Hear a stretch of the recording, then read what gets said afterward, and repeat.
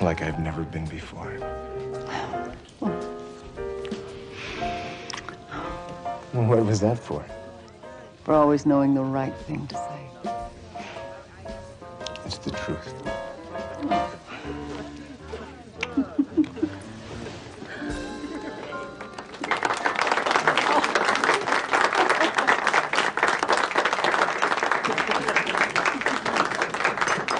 Attention, everyone. I'd like to propose a toast. To my Aunt Ellen and her husband Todd on their first wedding anniversary. I drink to their health, their happiness, and to the love they so obviously share.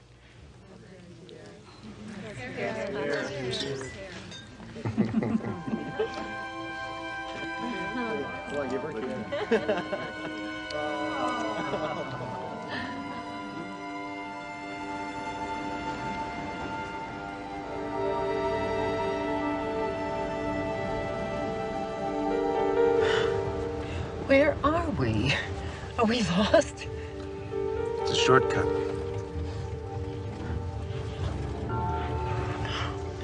Well, if it means driving through this neighborhood, I'd rather we took the long way home.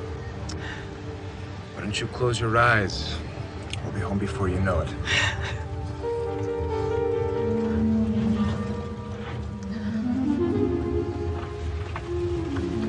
What's the matter? I felt something in the steering. I'd better have a look.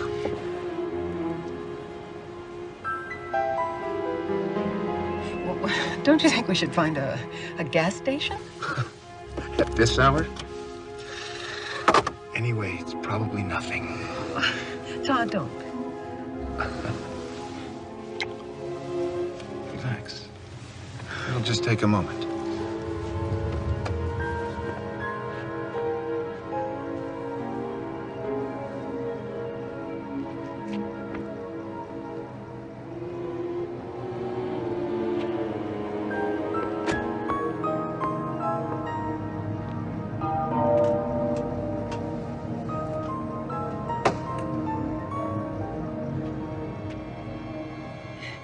This place scares me. If I can drive at all, let's go.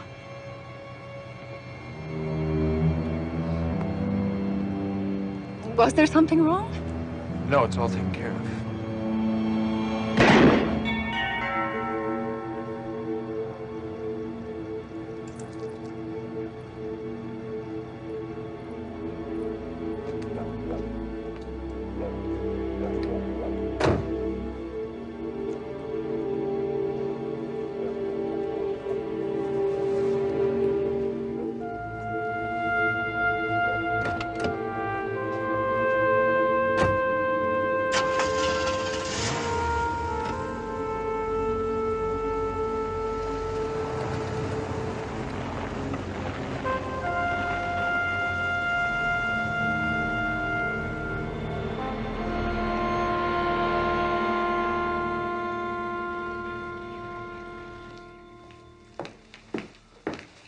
Detective Morgan to see you, Mr. Curtin.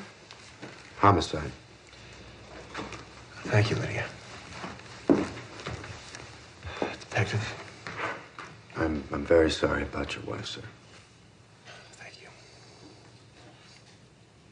If only I hadn't taken that turn.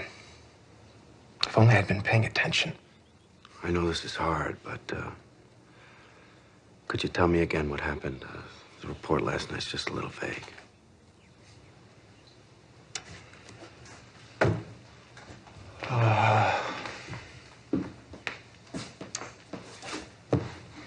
We were on the way home from our anniversary party, you know. It was our first one. It was downtown, and with all those freeways, I got confused. I started heading the wrong way. So I got off. I figured I could turn around, you know. I didn't know where the hell I was. Streets down there are just, they're a mess. There was this guy on the corner. Ellen made me stop to ask directions.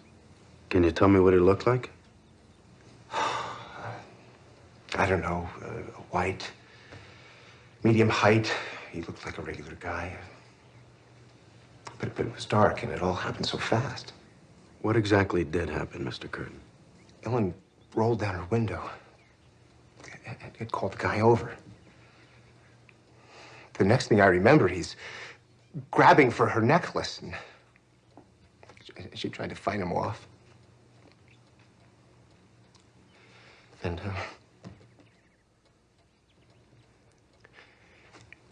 he shot her.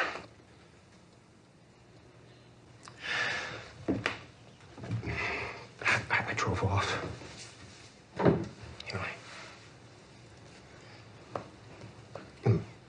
And by the time I got to the hospital, she was,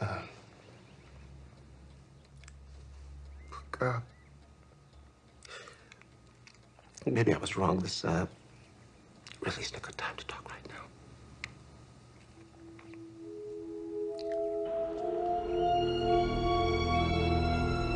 How do we look? Like a man and his dog. Don't you mean a man and his very handsome dog? Sit still. I beg your pardon. I mean the dog. Oh. Sit still, Max. You're supposed to look like the district attorney. This portrait is going to hang in City Hall, Mr. McCabe, not some English pub. All of the great monarchs had their portraits painted with their dogs. Didn't you study Reynolds? Gainsborough? Only under extreme duress. Besides, he keeps moving. Be still, Max. Oh, not bad. You must have got him on a good day. Stay out of this, Jake. I don't care what the mayor said. No dog, no portrait. You're gonna need more paint. Lots more paint. Hello, Dennis. Hi, Mr. McCabe. You learned anything from Mr. Curtin? Nothing that wasn't already in the report. I sent a couple of teams back to the crime scene to check things out. You know, the mayor's all over me on this one. Ellen Curtin was a major contributor to every charity in this town. You know, I was looking at the files. You know, there's one thing that doesn't make sense to me. What's that? Here's a woman with $200,000 worth of sapphires around her neck, okay? She rolls a car window down to ask a complete stranger how to get back to the freeway. I mean, to me, that's crazy. You know what I'm saying?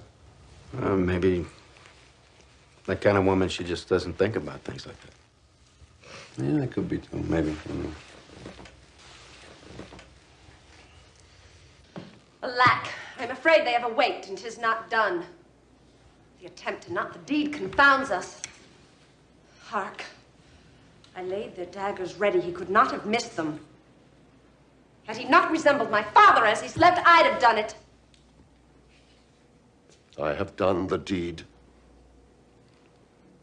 Didst thou not hear a noise? I heard the owls scream and the crickets cry. Did not you speak?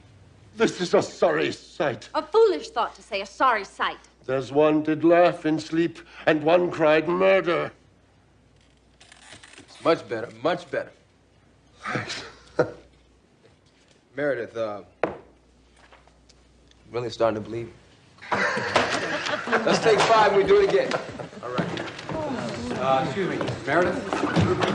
Meredith, fill me? Yes.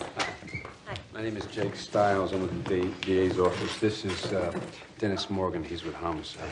Right, I got the message you'd be down. Well, you guys are in luck. His nibs doesn't need me right now. Oh, I see. By the way, is that Macbeth that you're doing? Very good.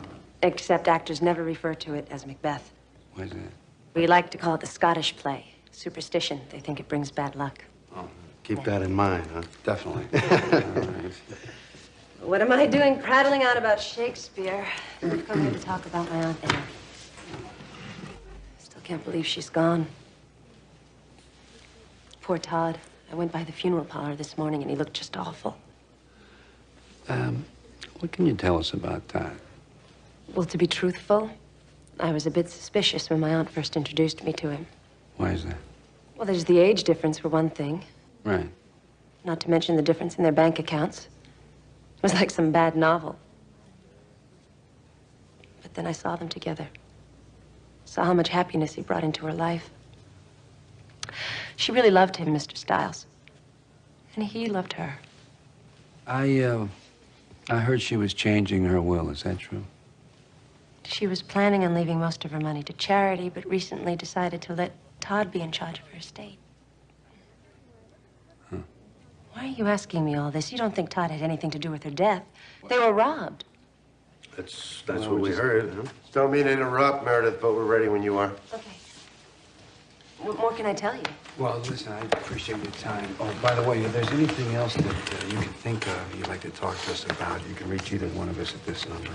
Thank you. And for me personally, I thought you were very believable up here. Very believable.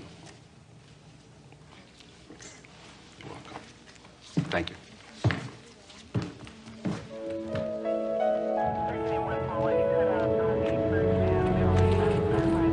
Hey, Arlo, I heard you called. Last night, more than once, too. I thought this was a rush. I'm sorry, man. It was my wife's and my anniversary, 7 years, so I canceled on that. It would have been my last. Well, I canceled a hot date with a morgue attendant. Now, she's probably going to dump me for that geek in forensics. Surprised like you? No way. So what do you got for me? Have a seat. Right there, driver's side.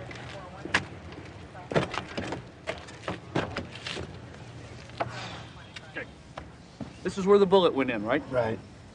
Take a look. At what, Arlo? The door frame, right here. Take a good look. Don't see anything, do you? No, Arlo, I don't. How about now? What is it? Blood. Ellen Curtin's blood. Somebody tried to wipe it off, but I got this really neat stuff called luminol. Reacts to the iron. 10, even 20 years from now, if there was blood there, you can see it. Kidding. I never kid. So if her husband was sitting here when she was shot, the blood would have had to pass right through him. it's pretty good. Yeah, it is. It's this thing right here. It's great. Lydia, here's my drink. How long does it take to make a Bloody Mary, for heaven's sake? Lydia!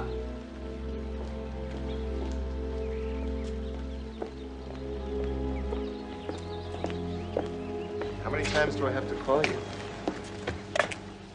Hi, Mr. Curtin. Detective Morgan. And who might this be? My name's Derek Mitchell. I'm from the DA's office. So? I'm afraid your Bloody Mary's gonna have to wait, Mr. Curtin. And why is that? You're under arrest for the murder of your wife. Read him his rights. You have the right to remain silent. Anything you say can and will be used against you in a court of law. I already told you what happened. Just like I told the police. Unfortunately, the story does not improve with the telling. Perhaps you could try the truth this time, huh? You know you're making a big mistake, McCabe. Why? Because of your money? Your influential friends? As a matter of fact, the mayor has already called me about you. That must have been a very interesting conversation. It was. I startled him by telling him he was not the district attorney. And then I told him that I was going to nail you to a courthouse wall. Don't try to bully me, McCabe. I'm not some common criminal. No. No, you're not. You're much worse than that. You killed your wife for money. That's a lie. I loved Ellen. I would never hurt her. You told the police that you were sitting in the driver's seat of your car when the mysterious gunman shot your wife. Of course I was. We found some blood on the driver's side door frame. And if you had been sitting there, the blood would have been on you, not the frame. I only know what I know. Perhaps then you can explain why a Mercedes just like yours was seen cruising the area where the murder took place 3 days before it happened. You had this all planned, didn't you? Absolutely not. And there must be hundreds of cars like mine in this city. I'm sure there are, yes. But only one is registered to the man with the motive. murdering Ellen Curtin.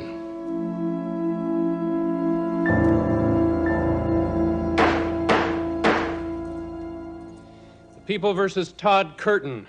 Case number G245103. Franklin Patterson for the defense, Your Honor. Defendant is present and waives further reading of his rights and reading of the indictment. Pleads not guilty and requests a jury trial. Bail, Mr. McCabe. Your Honor, the defendant is a man of great wealth who regularly travels all over the world. He owns a home in the south of France, and we feel that there is a serious risk of flight here. The prosecution asks that bail be set in the amount of $1 million. If I may, Your Honor, my client has lived and worked in this community since he was 20. His efforts on behalf of the poor and the homeless are a matter of record. He has never been convicted or even accused of a crime. It is true, as Mr. McCabe says, my client is a very rich man, but I don't think he should be punished for that. Neither do I.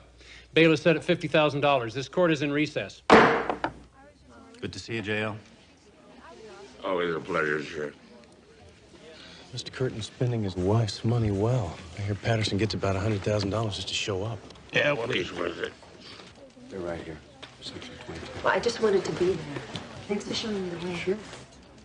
Meredith, could I have a word with you, maybe? Whoa, hey. How could you? What are you doing? Calm down, calm down. Aunt Ellen loved you. She trusted you and you killed her. Counselor, get your client. You're a little disturbed at this point. I hate you. Hey. Calm down. He killed my aunt. We'll prove that, I promise you, okay? But he's a murderer. Look, we will prove that, but you can't make a scene. It does not help things. Now, calm down.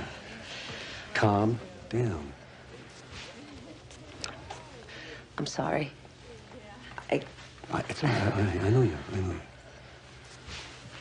You okay? Yes. All right.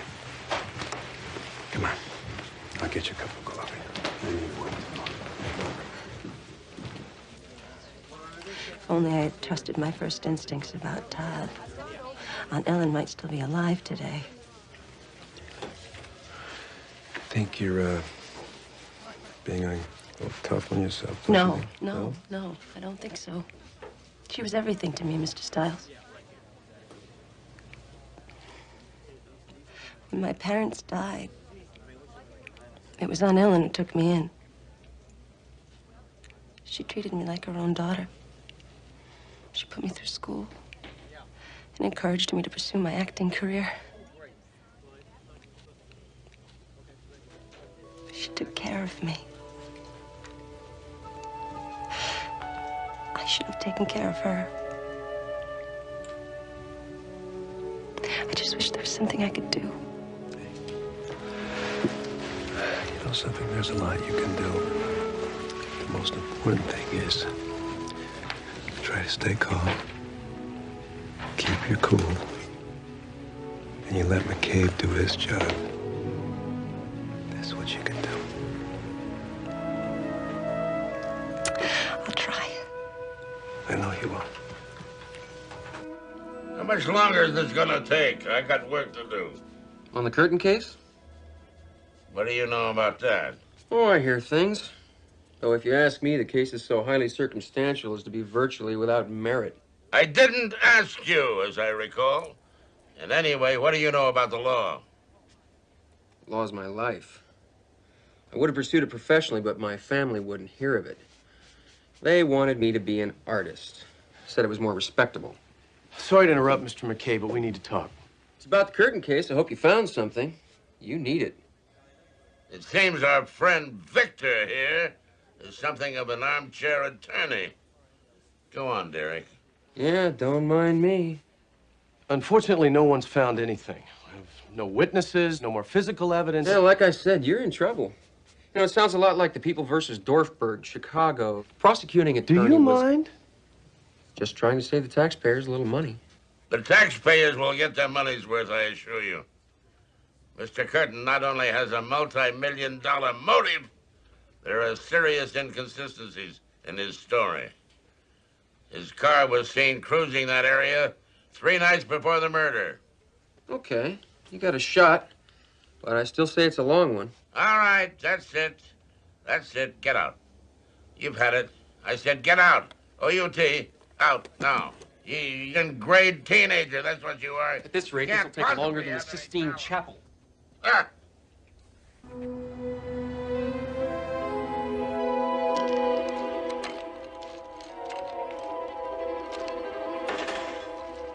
I don't know about you, but I need a double. Wasn't supposed to happen like this. You said we had everything covered.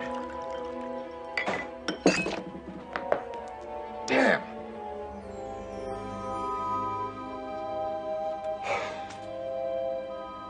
What are you doing? Think of it as a welcome home present. No offense, darling, but being up on a murder charge doesn't exactly put me in the mood. You've got to learn how to relax. Relax? Yes. You don't know what it's been like for me the past few days. I told you, I've got everything taken care of. How? It's better if you don't know. You're just gonna have to trust me on this. Why should I trust you? Because if I don't get you acquitted, I can't get my hands on Aunt Ellen's money. And baby, just think what we can do with all that money. Now that gets me excited. Yeah, I thought it would.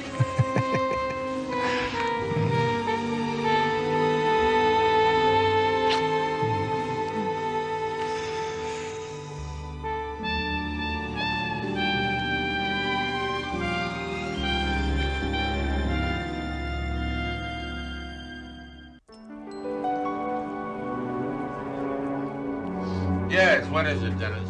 Something you guys ought to hear. Yeah? Meredith, you're on with Mr. McCabe now. Will you tell him what you just told me? Mr. McCabe, Todd really did it. He killed my aunt. He took her down there and he tried to... Calm down, Miss Toomey, please. I'm sorry. I'm sorry. I'm sorry. It's quite all right. How do you know he killed her? Because I'm at her house. And I found something. The prosecution calls Meredith Toomey. Now, Miss Toomey, let's just talk about yesterday afternoon, okay? Will you please tell the folks what you were doing? I was at my aunt's house picking up a few things. And by your aunt, you mean the deceased Ellen Curtin, is that correct? Yes, it is. And what kind of things were you picking up at your aunt's yesterday? Mementos. Things Ellen wanted me to have. Objection, relevance. Mr. McCabe? You found something more than just a memento yesterday, didn't you, Miss Toomey? Yes, I did. I found a necklace. Well, I submit this as People's Exhibit number 11. A sapphire necklace taken into evidence at Ellen Curtin's home yesterday afternoon. Now, is this the necklace that your aunt, Ellen Curtin, was wearing the night of her anniversary party? Yes, it is. Then it is also the necklace that Todd Curtin reported stolen by the thief he said killed Ellen Curtin. Is that correct? Yes. And where did you find this necklace? In a wall safe in the den of my aunt's home. She had given me the combination when I used to live with her. Who else had the combination to that safe, Miss Toomey? He did. Todd Curtin. Which means that Todd Curtin was the one who put this necklace in the safe after he murdered his wife. She's framing me. She is. She's doing a hell of a job. But it's all lies. I didn't steal that necklace. Someone else did. So you said. Unfortunately, the evidence now says otherwise. Well, the evidence is wrong. Look, I'm paying you $100,000 retainer, Patterson. You're supposed to be one of the best. Now, you've got to do something, damn it. I can assure you, Mr. Curtin, I will do everything I can. Under the circumstances, I would be less than candid if I didn't tell you that it might not be enough. Look, I don't want excuses. I want results, and if you can't give them to me, I'll get someone else. Now you go get to work.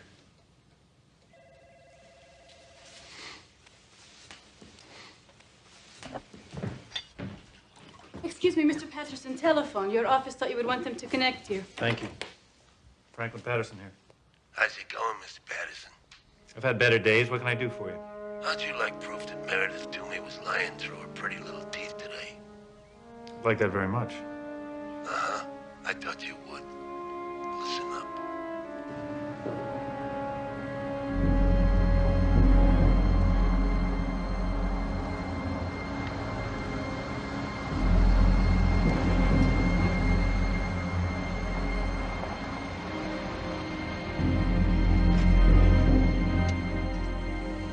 Did you bring your gun? I want you right beside me. If he tries anything, shoot him.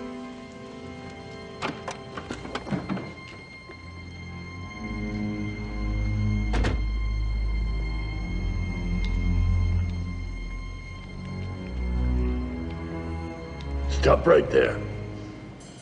You and me, we're never gonna see each other. Who's the goon? My driver, I hope you don't mind. Not if you brought the money. $250,000. Put the briefcase on the ground.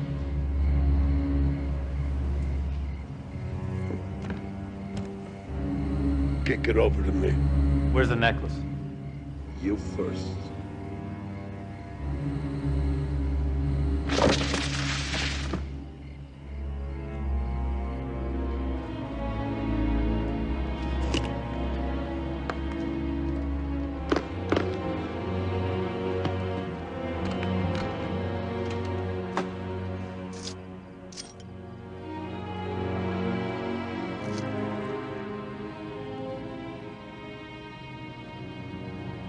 Look familiar? Where'd you get this? Some guy. Doesn't matter now. What matters is you and me, we got a deal. We do have a deal, don't we? This better be genuine. Oh, it's the real thing, all right. Seems Mr. Curtin and I'll just have to trust you. Seems so. But considering that'll get him out from under a murder rap, I'd say he got off cheap. I'll see you around the bar, counselor.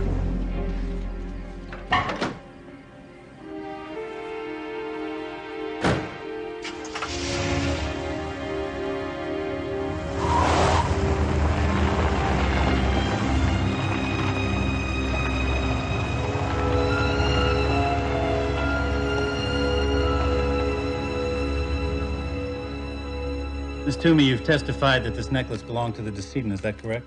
Yes, And you say you found it while you were in your late aunt's den? that's right.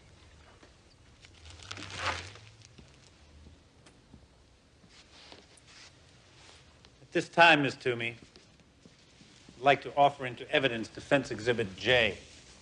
This sapphire necklace, which, as my chauffeur will attest, I purchased yesterday from a fence.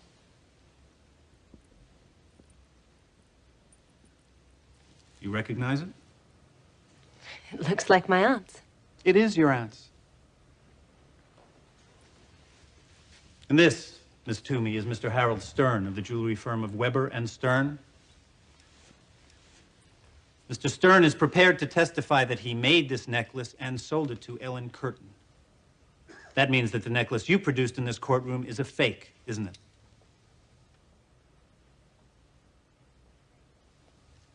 Yes, it's a fake.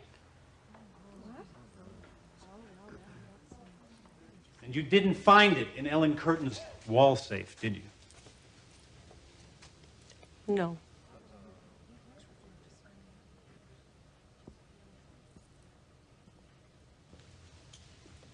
Miss Toomey, I prefer to believe that you perjured yourself in this courtroom out of love for your aunt and an honest desire to see her murderer punished. You do believe that Todd Curtin killed her, don't you?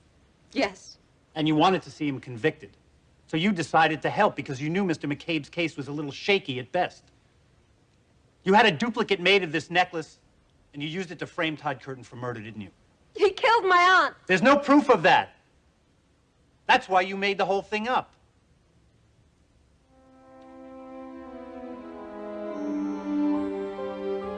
Nothing further. This court is adjourned until 10 a.m. tomorrow. I hate to tell you this, Mr. McCabe, but there are people in this building betting good money. This case is history. Why? Just because the witness I was anchoring my whole case on self-destructed? Yeah, something like that. I hear Patterson's moving for a dismissal. You think he'll get it? Over my dead body. I don't care if her testimony has poisoned the jury against us. The man's guilty, and I'll be damned if I'm gonna let him walk away without a fight. Oh, incidentally, what's the morning line? 2-1 against you. How did you wager, young man? Well, the way I look at it, you're a veteran. You're at home, been in these pressure situations before. I look for you to squeak by an OT. How? Beats the hell out of me.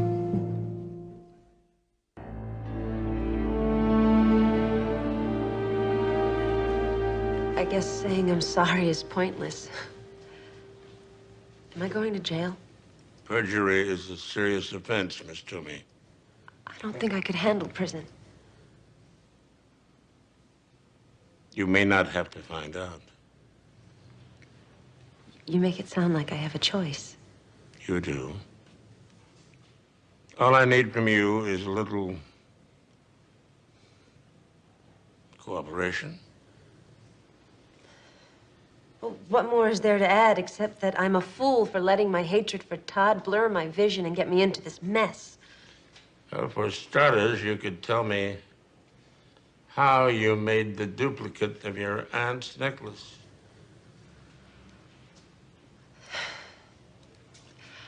Aunt Ellen had photographs taken of all her important jewelry for insurance purposes. She gave me a spare set to keep in a safe deposit box, just in case. So you took a photograph of the sapphire necklace to a jeweler and had him make a copy, huh? Yes. Is that cooperative enough? It's a start.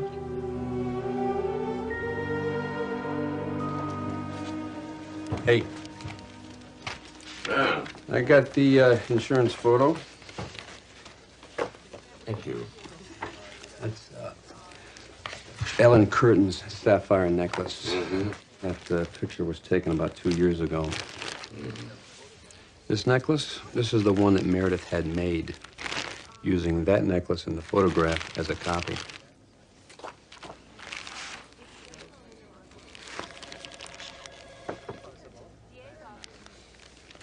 They look the same. Yeah, they do. But you ought to take a real close look. All right.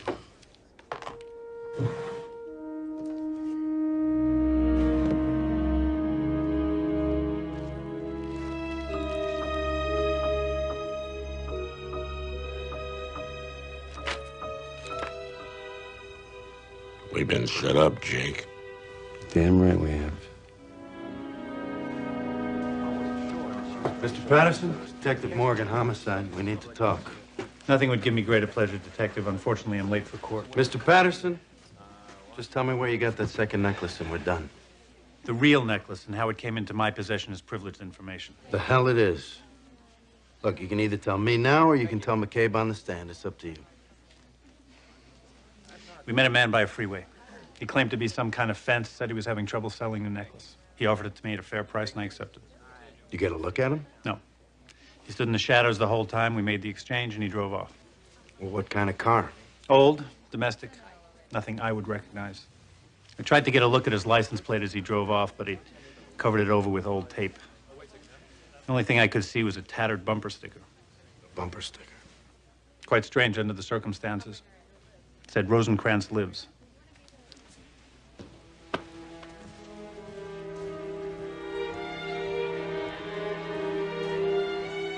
Life's but a walking shadow, a poor player that struts and frets his hour upon the stage and then is heard no more. It is a tale told by an idiot, full of sound and fury, signifying nothing. Very nice, Alex. Thank you.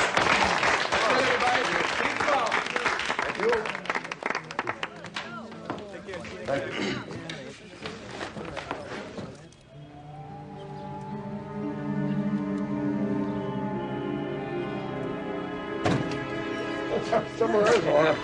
Hey, you take it here. See you later. Come on. Hey, get off my car. Well, this is yours, huh? We need to talk.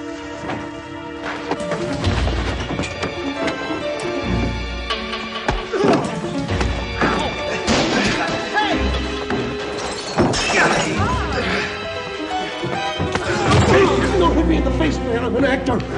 I was only doing her a favor. Or some favor. Obstruction of justice. Man, Shakespeare, check off the class. Come on, get up. I say those words and I forget what's so Shut up, man. You have the right to remain silent. Everything you say can and will be used against you. Your Honor, the prosecution would like to recall Meredith Toomey to the stand.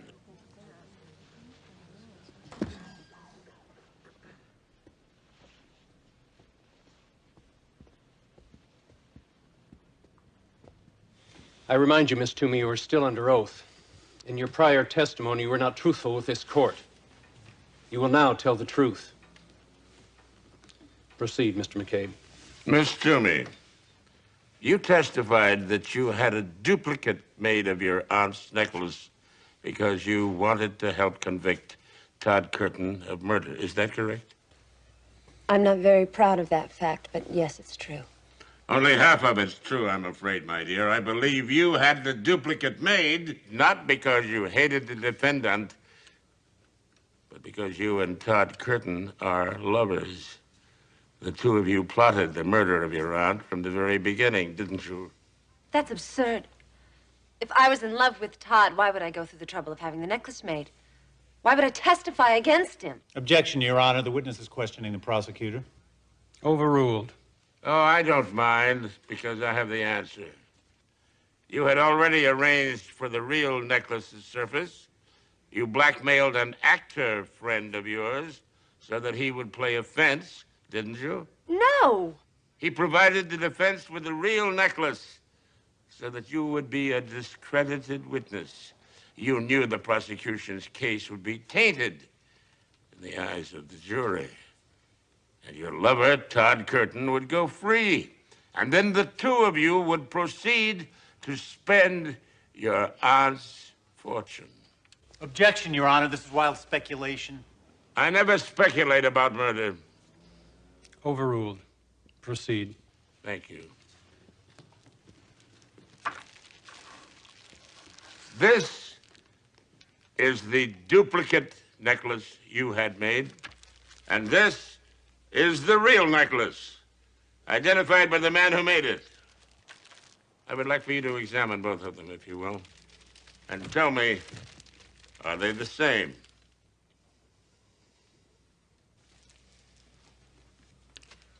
They seem to be. They certainly do. And now you testified that you had this duplicate necklace made from insurance photographs your aunt had taken.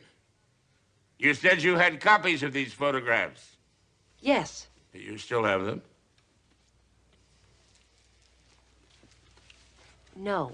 I had them destroyed after I had the necklace made. I see.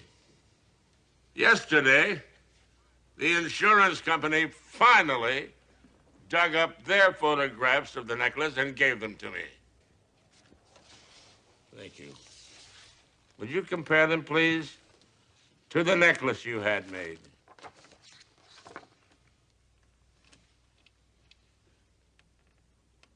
They appear to be the same. Look more closely, particularly at the bottom of the necklace. In the photographs, there are two small additional sapphires, aren't there?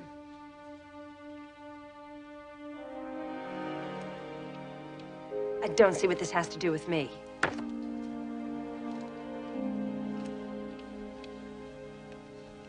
everything, Mr. Lee. Yesterday,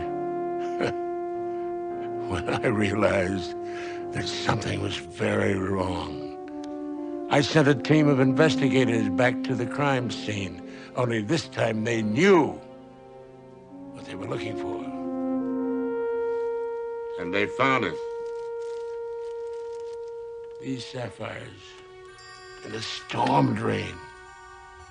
You didn't make a copy from the insurance photographs, did you? You made it from the original necklace, which Todd Curtin, your accomplice, gave to you after he tore it from his loving wife's neck and killed her in cold blood. No, that's a lie.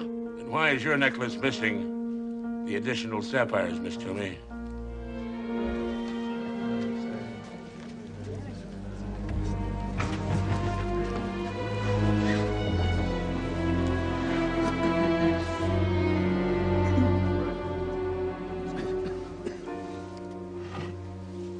At this time, Your Honor, my client would like to change his plea to guilty. Any objections from the people? No objections, Your Honor. In view of the evidence and in the furtherance of justice, the change of plea is accepted. Bailiff, arrest this woman. This court is in recess.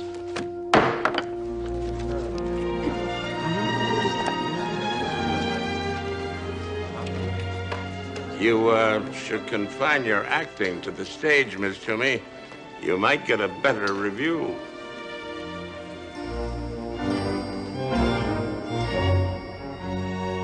Come on in, boys. I've been waiting for this one, huh? The great unveiling, huh? Yeah, Victor finally finished it. Yeah. Good, now I can go to law school. Yeah, go ahead, Derek. Let's see it.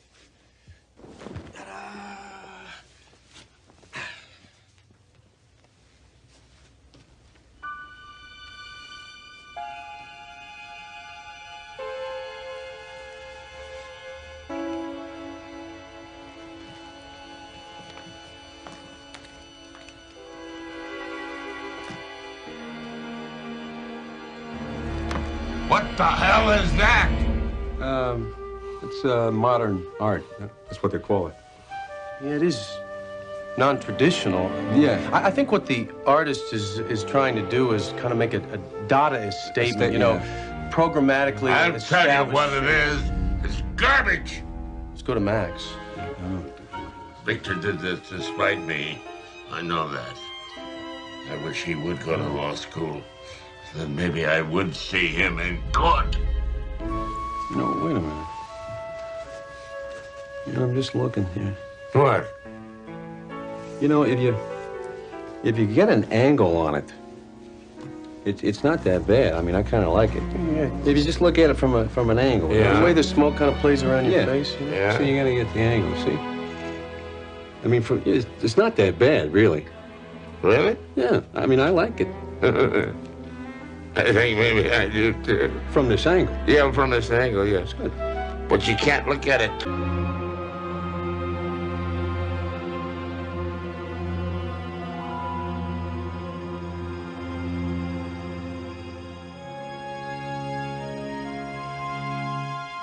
I'll be ready in 2 minutes. Is that girl time or guy time? What's the difference? About 20 minutes? 20 minutes, huh? You hungry? Go on, go eat.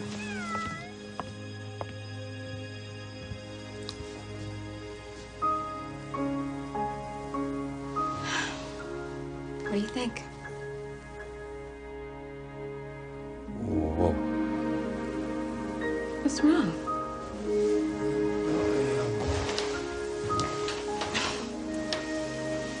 I didn't plan on the necklace. Planning? I don't understand. No. All right. I was going to take you out to dinner tonight and give you a nice little surprise birthday party, just you and I. Jake, my birthday's not for 3 months. I know, but if I did it on your birthday, then it wouldn't be a surprise. Surprise. Jake. Do you like it? Oh, it's beautiful. No, you wouldn't lie to me, would you? Huh? You like it? I love it. I know it doesn't compare to the one you have on. I know that. You're right. It absolutely doesn't compare. Yeah, let's try it out. Thank you.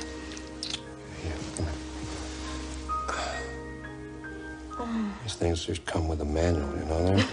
Hang on. I got it. Let me see. Look at me. Yeah? You like it? I love it. You know what I love about you? What? You're so thoughtful. And romantic. What else? What else?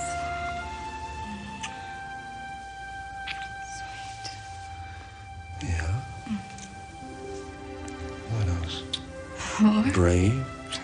Excellent typing skills. Heroic. You're leaving out so many things. I can't believe I left all those things out. Oh, and I love the way you kiss me. Hey, what am I going to do about these dinner reservations? Well, the dress won't work. I mean, with the birthday necklace, I need a birthday suit.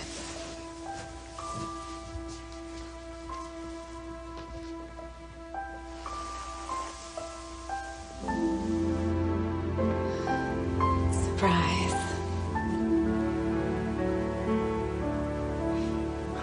I love this part.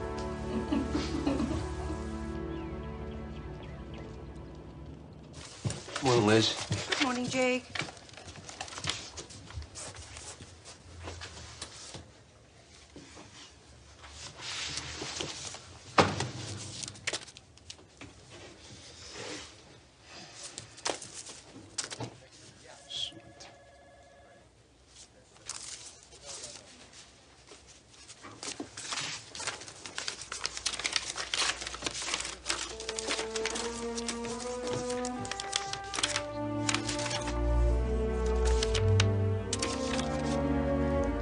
You ruined my life. Now it's my turn. Tell the bitch she's going to die. It's probably just some nutcase. If it were just me, I wouldn't give a damn. But you worried about Sherry. It's a good grade notepaper. After you check it for prints, see who makes the paper and where it's sold. While you're at it, see if forensics can ID the magazine these letters came from. Okay. You tell JL about this. No, I'll tell him when he gets back from the ABA convention. Right?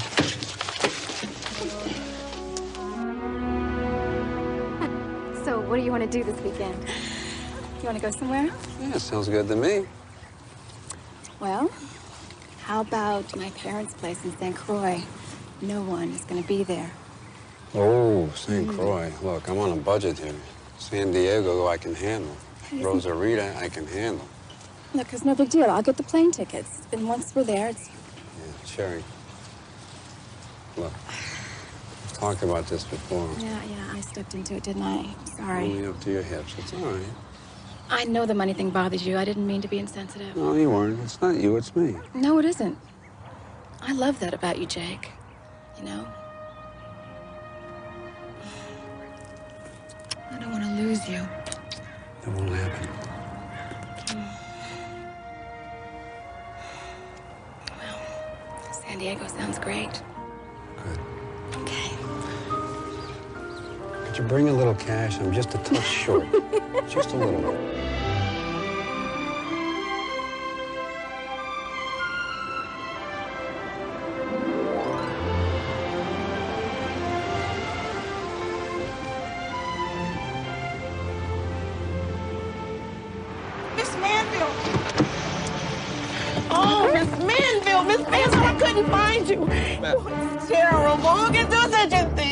What happened? Back there. You saw something yes, back there? Yes, Okay, please, stay please. here. Oh, God, it's so awful. I didn't know what to do. It was so sorry. I didn't see anything. And I just came out here and it was right there. So it's awful. I feel so sorry for Miss Manville. You know, right there.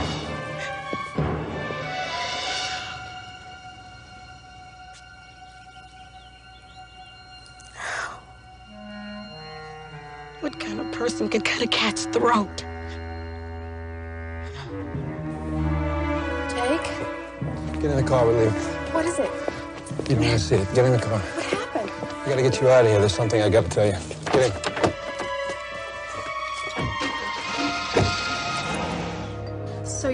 said whoever sent you that letter killed Tabitha. They're tracing the letter right now. But these things take time, and I promise you we'll mail them. We'll get down to the bottom of this. I promise you that, okay? But you're not sure there's a connection, right? No, I can't be sure. Look, Sherry, I want you to go away. Go to St. Croix. You like St. Croix, don't you? Jake, I'm a big girl. Look, I know you're a big girl. I just want you to be safe, okay? So I want you to go someplace, anywhere. You go there, and I'll meet you there. I promise you, okay? Jake, I'll be fine. No, you'll be fine if you do what I'm telling you to do. Why won't you do that? Jake, you're worrying too much. I worry for a living. Just do what I'm telling you to do. Listen to me. I'm not going anywhere. I can deal with this. I don't want to go, okay?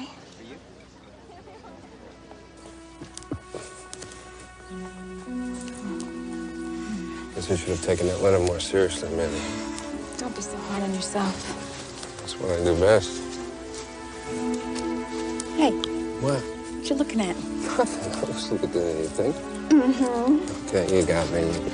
Yes, I did. Let me get the door for you, dear. Oh, I think I can get my own door. Thank you. No, really. I insist. Okay. Dr. Phil Parker. Emergency admitting.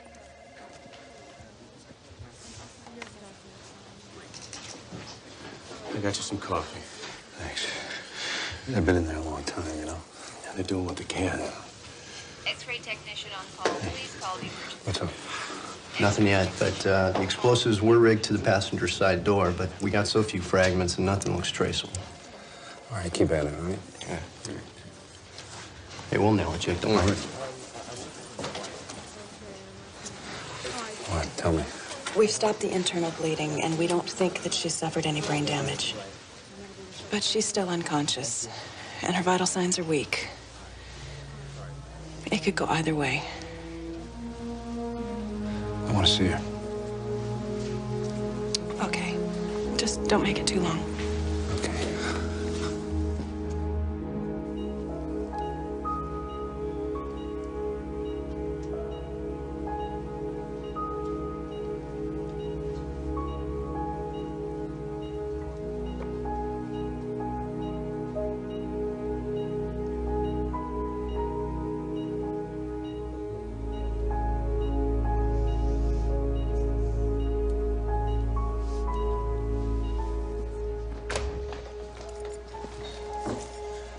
I want a 24-hour watch on this room. No one goes in and out except hospital personnel. You clear on that? Got it.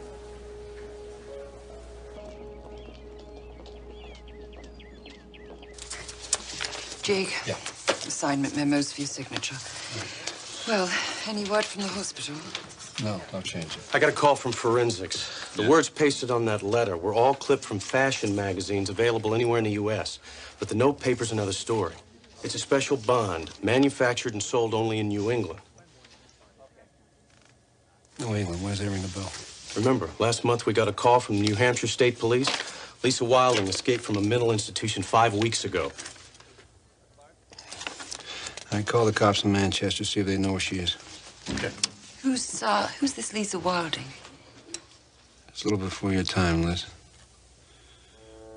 Lisa Wilding was a thief and a killer. It's gorgeous. You know what I really need to do? See if it's in the daylight. I'll be over by the door. Certainly.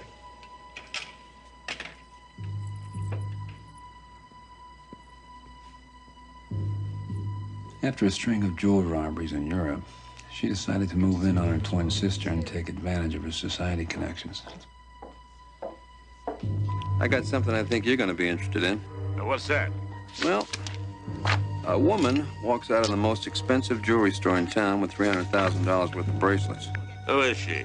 It's your fashion show pal, Jennifer Wilding.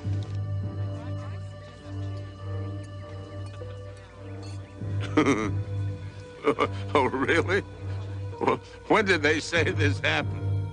About an hour ago. I'm in the middle of a meeting with Miss Wilding and her committee, and it started just about that time. You were with her? Yeah. Exactly. I'll talk to you later. Goodbye. Oh, dear. Look, Lisa, I've made a whole new life for myself here. And if you think you can just come in and... Do you mind not smoking in my house? Those are real. I should hope so. I stole them from your favorite store. They're so fond of you there. You stole jewelry and let the store think that I took it? Don't worry. I checked with your housekeeper and made sure you had an alibi at the time I was there. Then what makes you think I won't tell the police the truth? It might be a little awkward calling the police. Not just explaining to your new society friends about me, but making the police understand about all those little robberies we pulled together brilliantly in Europe. It is delicious, isn't it? As a sample of what I can do to you if you're reluctant to help me. Then a guy she had ripped off in France tracked her down. She had to take care of him. I thought you didn't smoke. That's because I was a different woman at the club. You were with my twin sister then. You're joking. I wish I were. You see, I'm afraid she was very upset when you mentioned the police. That's why I wanted this afternoon to be the best you ever had. But why? Because it was your last.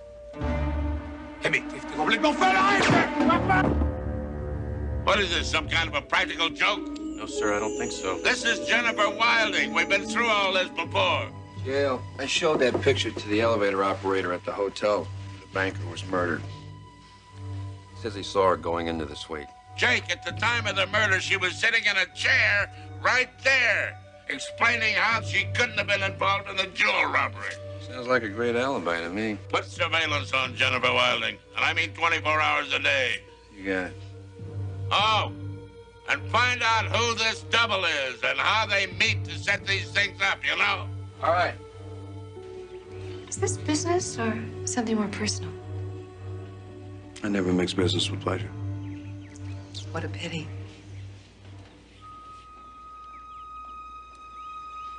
Oh, damn. Damn, it's silk. Coffee stains. Here, let me like- help you with that. We thought we knew what our next move would be, so I went undercover as a fence to make sure we'd be one step ahead of her. I always like something sweet before breakfast. I'll be right back.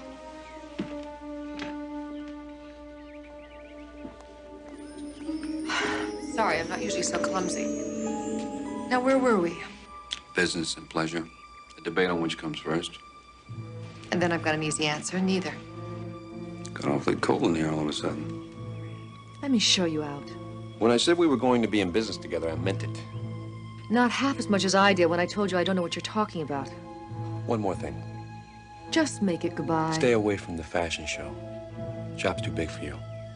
There's going to be cops everywhere. Besides, the DA's got his reputation on the line. I'm glad you mentioned him, because if I ever see you again, I'm going to ask him personally to. I'm sorry. I just wondered what happened to the lady with the coffee.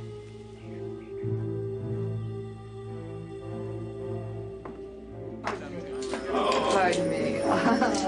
Good evening, Mr. McCabe. You look absolutely magnificent. Thank you. How does it feel to be so near a multi-million-dollar necklace? It is the moment I have been waiting for all week.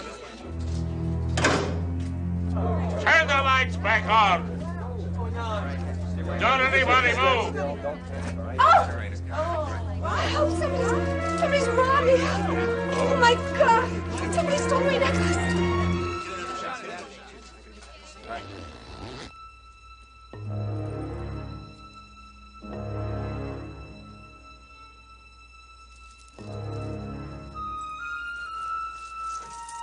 I found it. It's too bad. I just want to make sure I'm arresting the right woman. What for? I have no idea how those got in my suitcase. Don't worry about the necklace. It's paste. Mr. McCabe knew you'd try to steal it, so he switched him before the show.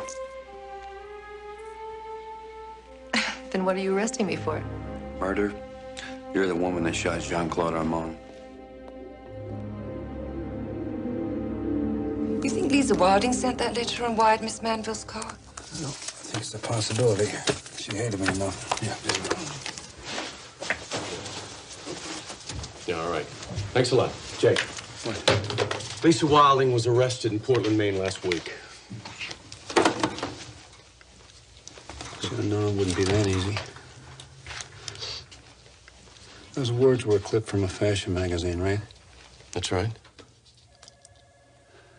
Go through all the women killers that we've put away, especially the ones who've made parole. I put an authorization in for that an hour ago. Be at the hospital if you want me.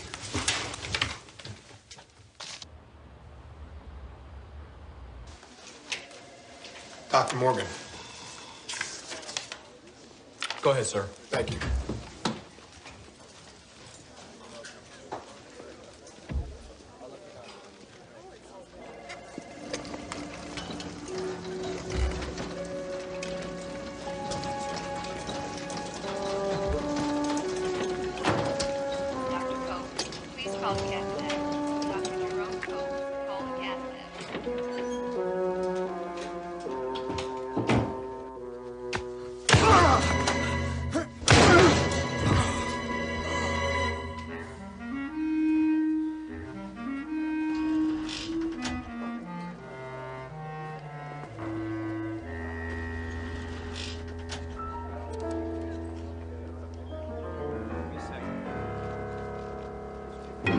Grab that guy. That guy right there, get it!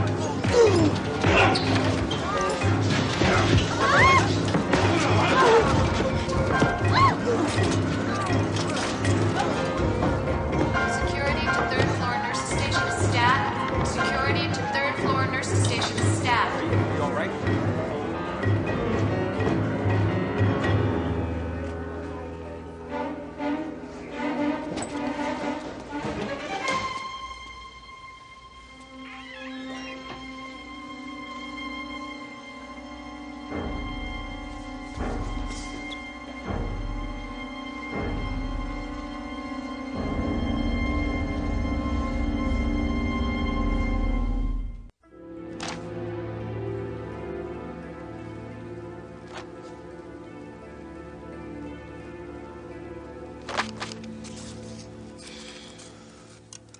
It's no good.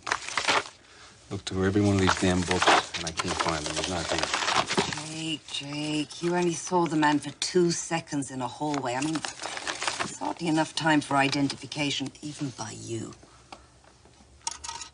What about this doctor? What doctor? The doctor he replaced? Yeah, he was a lot of help. He didn't see his face.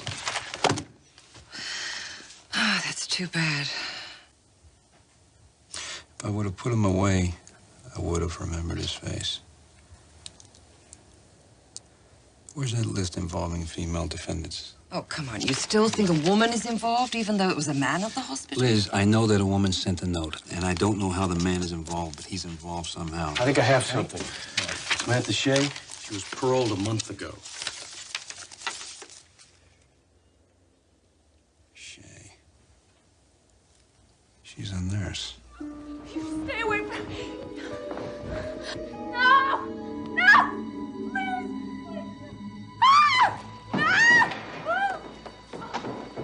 The rich woman she worked for was killed by a burglar.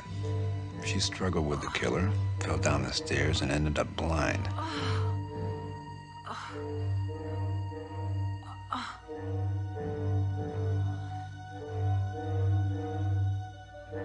Then her employer's husband married her.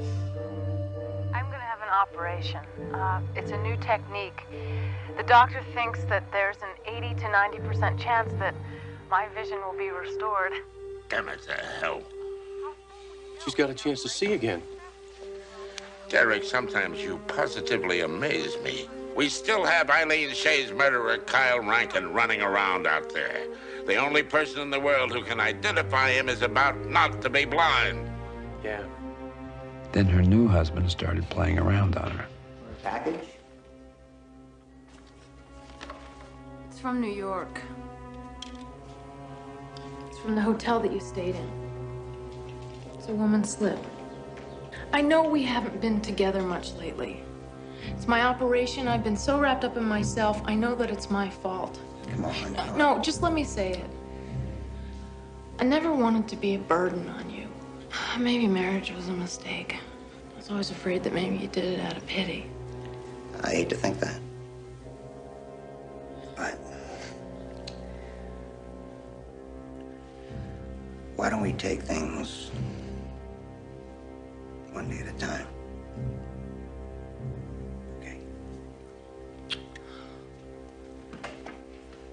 The operation to restore her sight seemed to fail.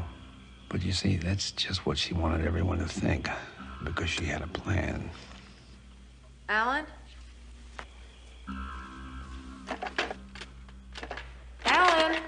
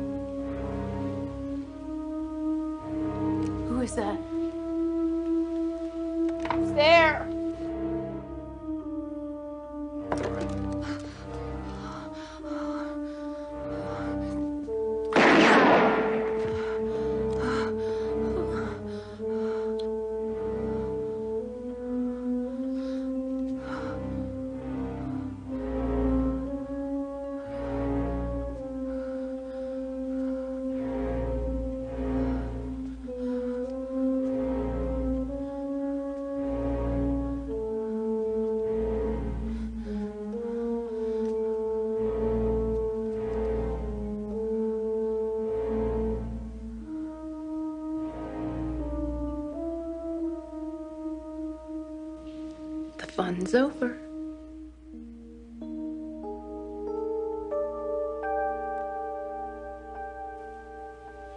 Got good ears.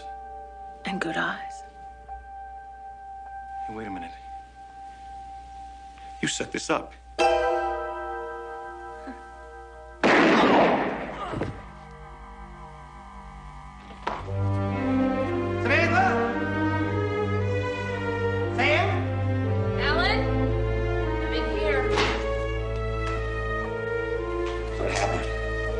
You all right? Sam? What are you doing? Taking things one day at a time. When GL and I figured out what she had done, we decided to set her up. Well, is he?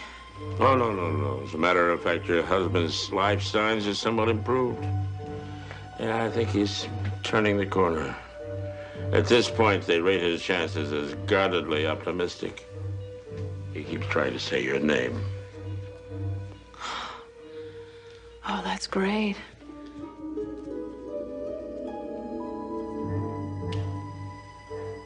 What are you doing in my house? Alan's very alert. He'd like to see you.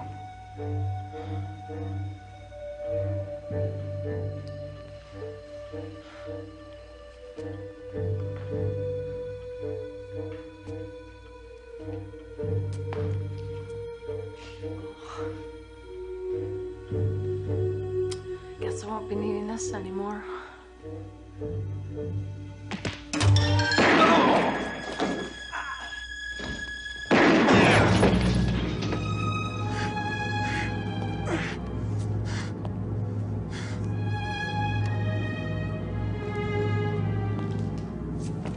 I know every inch of this house.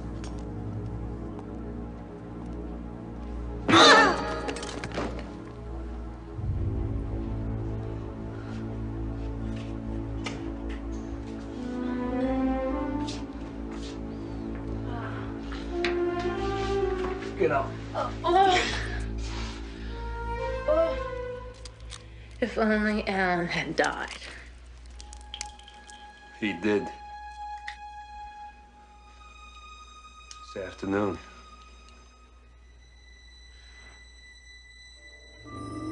Find her.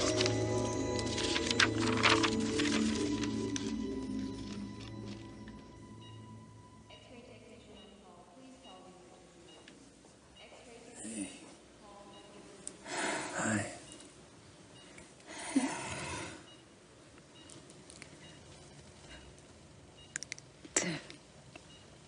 There was this wind. It was blowing me away. The car was wired with explosives. That's what happened.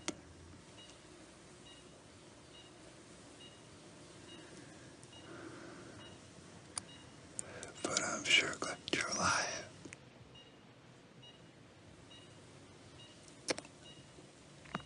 I'm scared, Jake.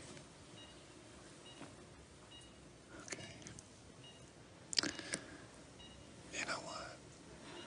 I don't want you to be scared. Everything's gonna be okay. Okay?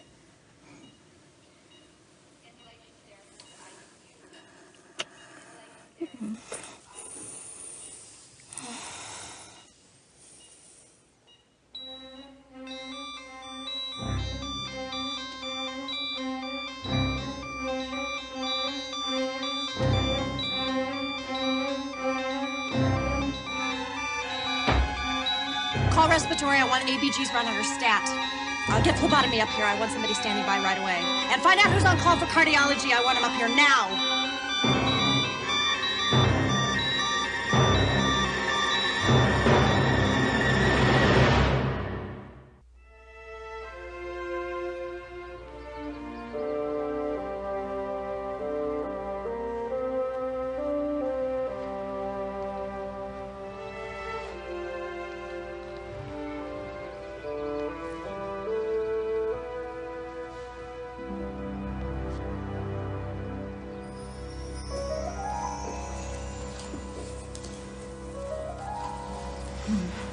I guess I should have taken that letter more seriously, man. Don't be so.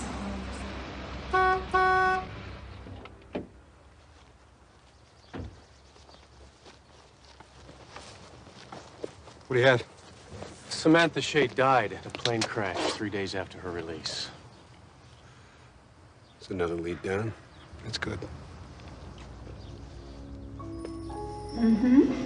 Yes. That was very funny. It was. I've been replaying everything in my mind. Trying to come up with some kind of clue. Something. Maybe I should have taken that letter more seriously, huh? Don't be so hard on yourself. I told her I was sorry. Hey.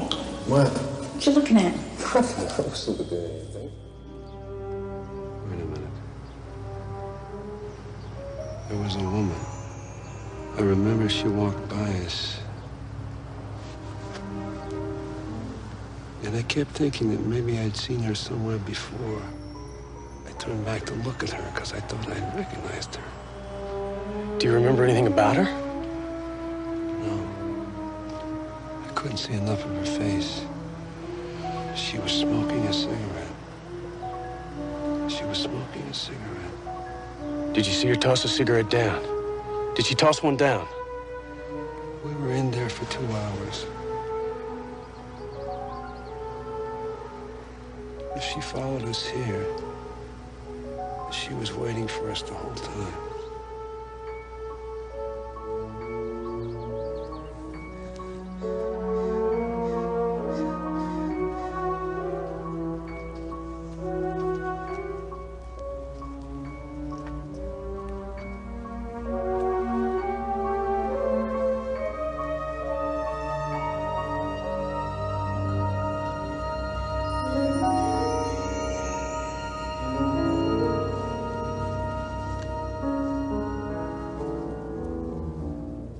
Derek?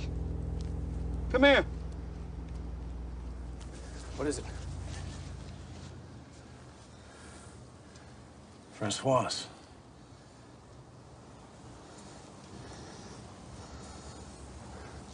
Remember the woman we put away for blowing up that guy in the car? Remember that? Yeah. Didn't she used to smoke these? Carolyn Lloyd. What was her name, yeah? What would happen if I told you I could take care of this blackmailer? I'd give you anything you want.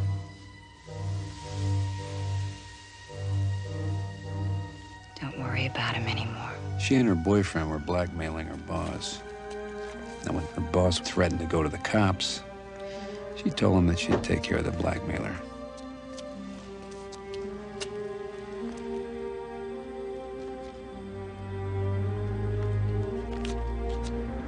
You want to earn $100?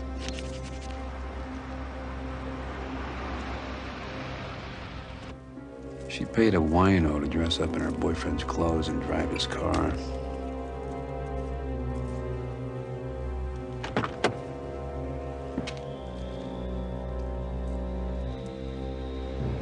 Slide over. All you have to do is go to this address. What do I do when I get there? Say surprise. Easy.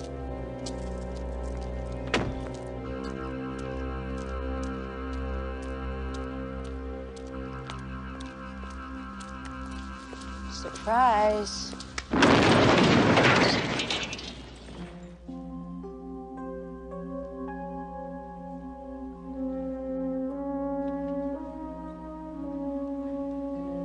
After she blew the car up, her boss was convinced that the blackmailer was dead.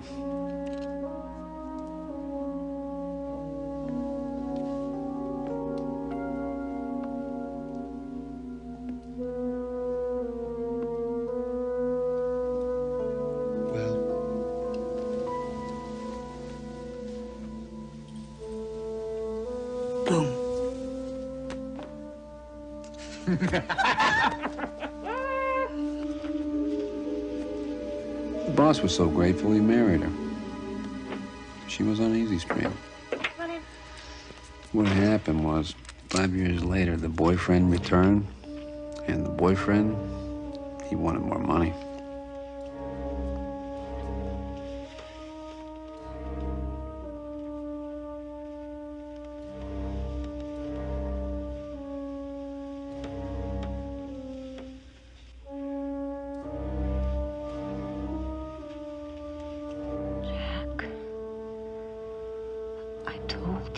I can't get the money. Now my problems are your problems, darling.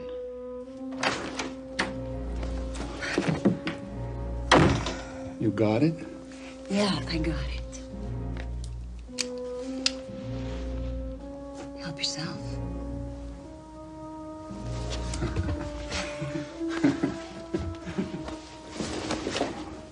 Suppose I got time for one more game.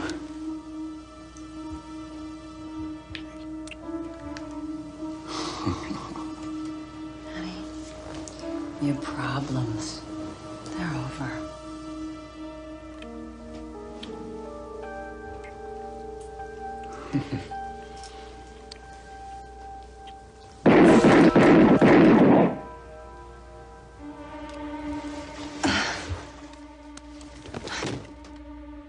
I've been through the old file and I checked with forensics. The car that blew up 5 years ago was ID'd as belonging to Jack Carpentier. Did they find anything in the car? Yeah, Carpentier had a signet ring with his initials on it. Some cash, some paperwork that was in the trunk, and a few other personal items. Well, I'll be damned. That's it. It's those French cigarettes. Here, there's some right here, see? So? When I went by Carolyn Loy's house yesterday, there was an ashtray filled with cigarette butts. And a pack of those fancy French cigarettes right next to it. Killing became quite a habit with this woman. When I went undercover as a hitman, she hired me to take out her husband. Bastard. Who was in the car the night you blew it up? Some wino. Some nobody would ever miss. I'll give you anything you want. O'Donovan, as your grieving widow, I'm gonna keep all your money. No, please don't. No, please.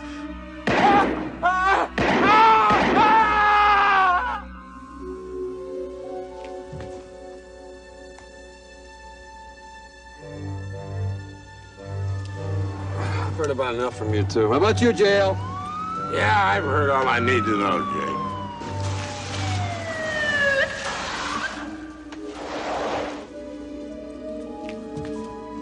Yeah. Got it. Carolyn was paroled 3 weeks ago. 2 days after her parole, she robbed a liquor store. And she had a male accomplice with her. I bet it was our friend from the hospital. They're faxing us a description of him now. Let's move.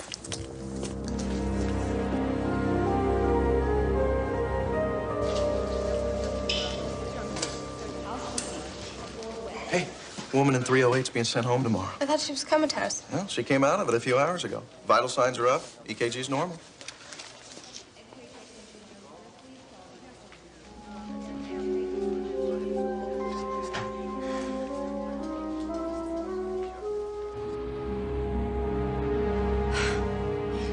Well, something went wrong, didn't it? They're releasing her tomorrow. Yeah. Davy, What? we've got to finish this tonight. Yeah, right. With the cops crawling all over the place, it's suicidal. You don't get it, do you? When she's out of the hospital, we can't touch her. No. That's it. I said no, all right? No. Davy, you promised me. No. I said Davy, no. Davy, come here. No! Come here. Think about all the things we talked about. You're crazy.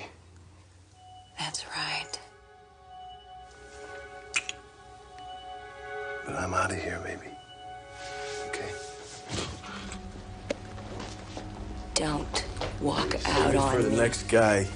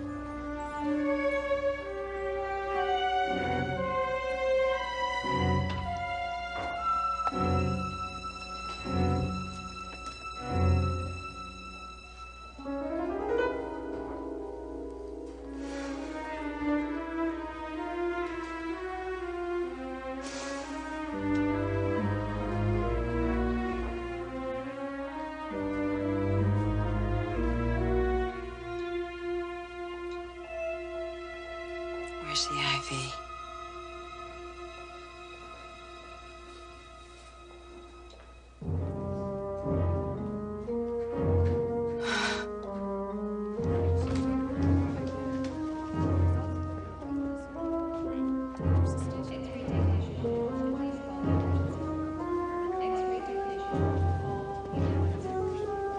Hey, look what I found in 308. Nice. Isn't it? Guess I better get it back to her. Do you know where I can find her? They took her home. Look, they think someone's trying to kill her. That's why they moved her to the second floor, right? I just want to know what room she's in. Come on. If it were yours, you wouldn't want to lose this. She's in 210. Thanks.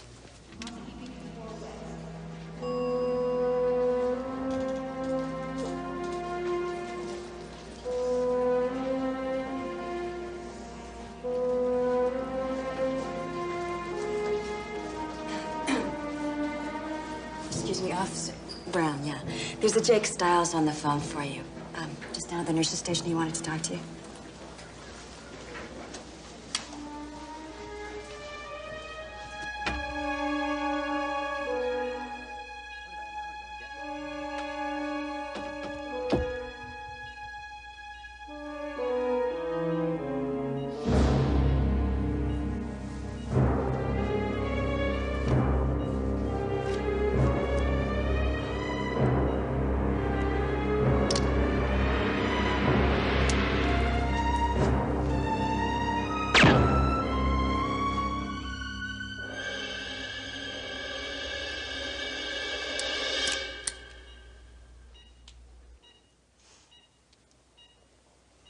Where is she? Derek?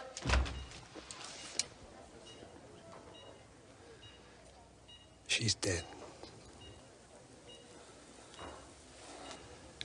She died last night. Get her out of here or I'll kill her.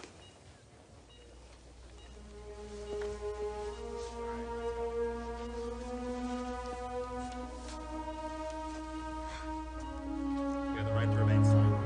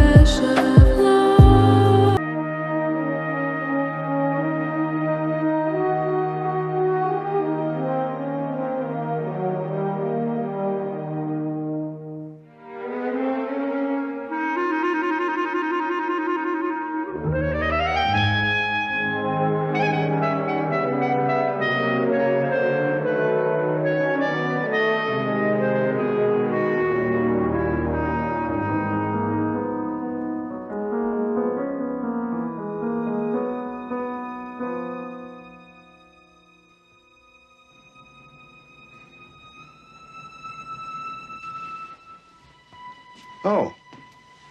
I didn't know you were still here. I want to set these referenced exhibits before tomorrow's meeting. Oh. Need copies? Oh, that's all right. I'll do it myself.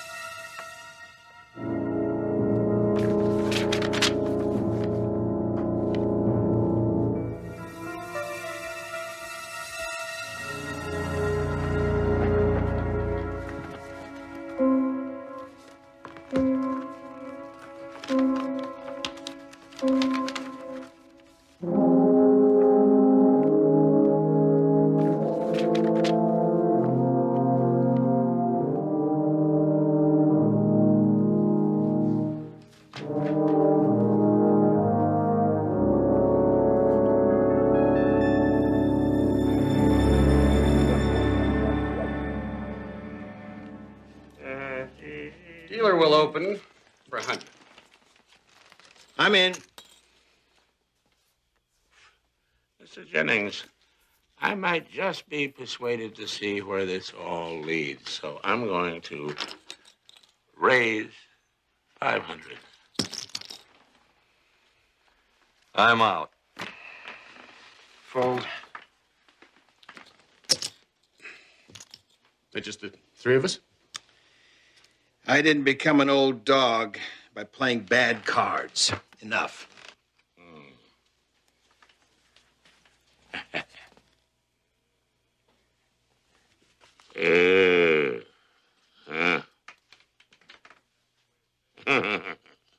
Is that your way of saying that you'll play those? I've got to consult with my business manager. Just a moment.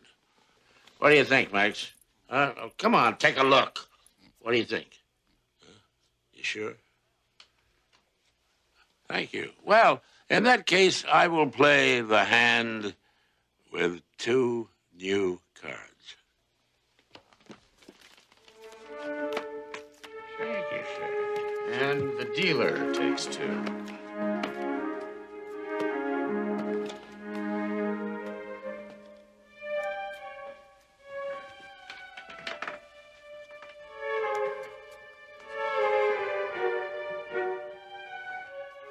Well, no guts, no glory.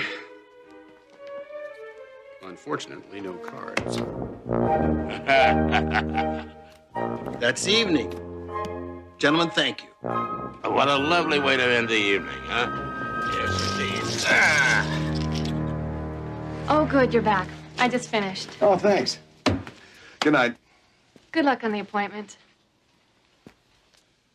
Oh, please, that's very premature. Mr. Duncan has a lot of good years left as president. That's not what I hear. And believe me, the coffee room knows everything. Maybe, but it's just bad luck to say it out loud. Mr. Duncan will call you. You've got my word on it.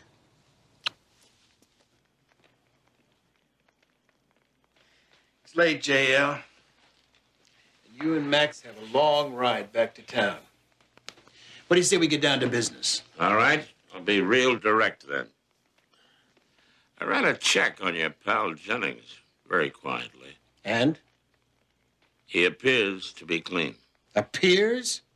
I fire men who appear to be competent. What the hell does that mean? Well, he's got several friends on a private list I keep.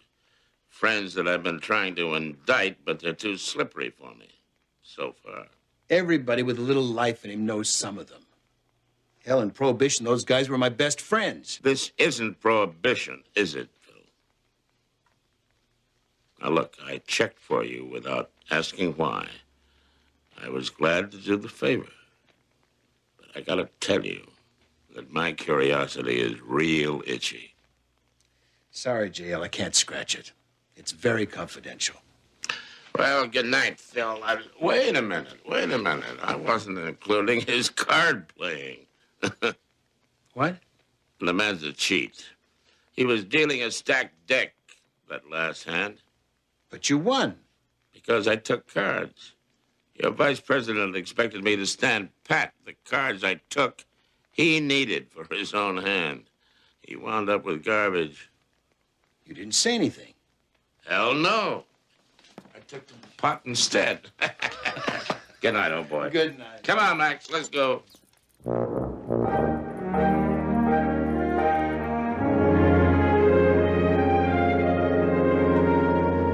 You're picking Jennings instead of me? That's what I heard myself say. And I never talk for my own amusement. The man has no idea how to run this company. He's illiterate in finance. He's tough, Ned. And you're not. What he is a crook. He's tied in with the mob. You don't know that. He's capable of anything. I built this company from nothing. And I didn't do that to turn it over to somebody who'd negotiate everything away to the unions. That's not fair, Phil. Nobody's worked harder for you. And maybe nobody will work harder for Jennings. Because that's who your future's going to depend on. So you better get used to the idea.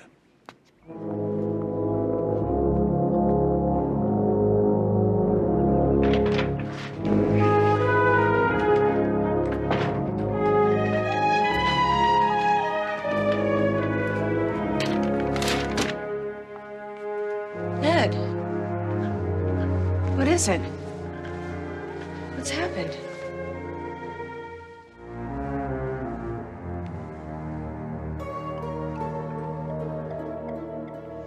Damn him.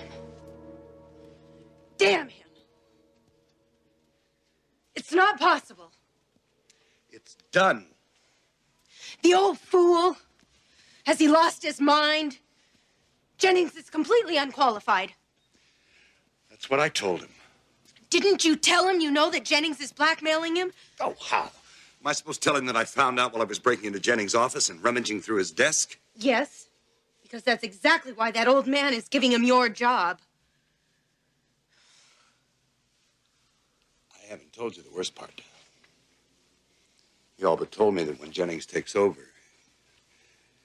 he's going to fire me.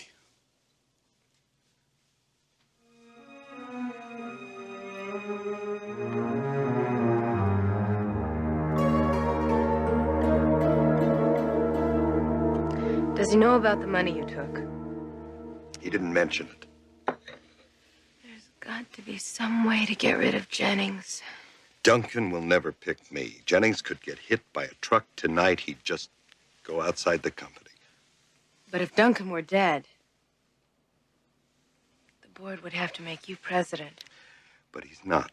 And I doubt if he will be by tomorrow. No, when they hit darling. Listen. He could be. If we helped. Just a little.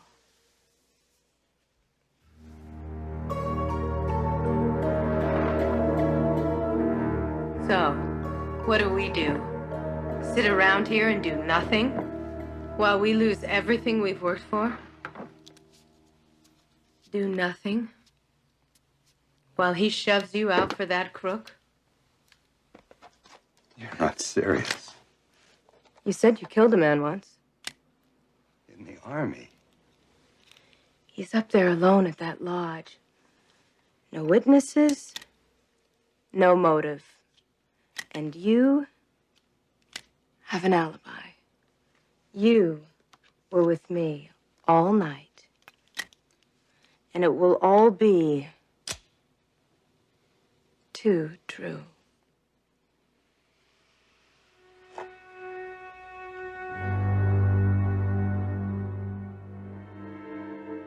don't know if I can. Let's find out.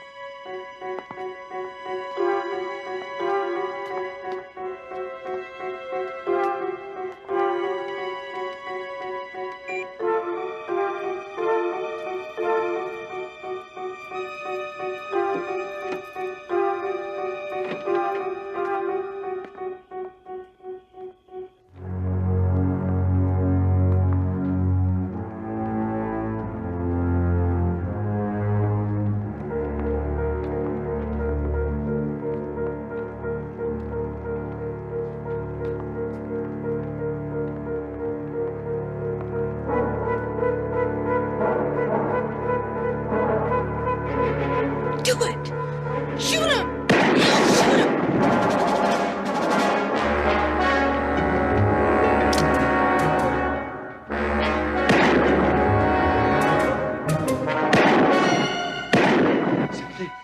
We have to go now. Come on. One more thing.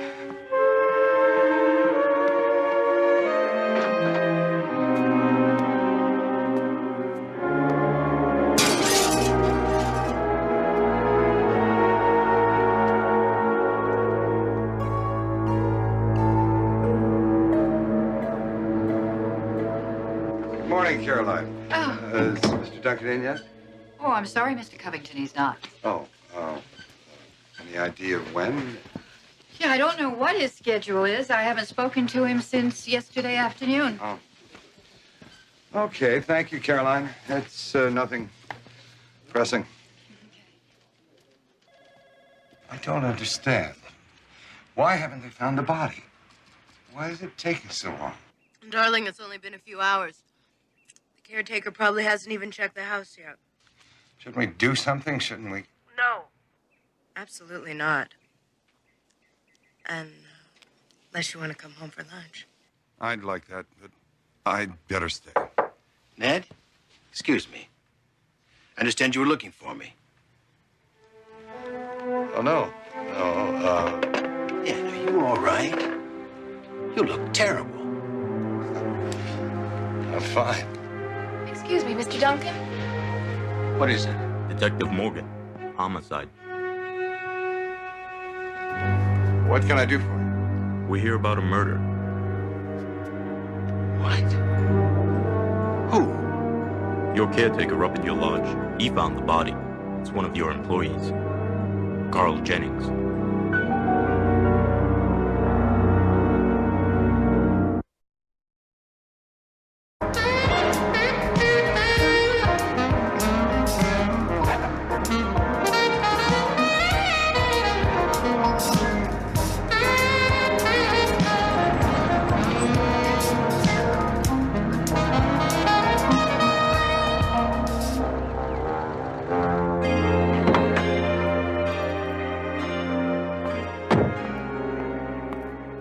Look, if you had him up here on business, what the hell were you doing in town? Personal. Came up all of a sudden. Oh. Edna? How is she, Phil? Oh, some days are better than others. Some days she's almost her old self again. Hey, JL. And then, Oh, this is Jake Stiles, my investigator, Phil Duncan. How do you do? How do you do? It's a hell of a place you got here. Whoa. Well, the corporation owns it, actually. We use it for meetings, seminars, retreats. It's very private. Anybody live on the property? Just the caretaker. He has a house about a quarter-mile up the road. Who else knew Jennings was going to be out here, do you know? Well, I didn't tell anybody. When I asked him to come up, I said it was private. Of course, we don't know if he respected that or not. Phil, will you excuse us for just a minute? I got to talk to Jake.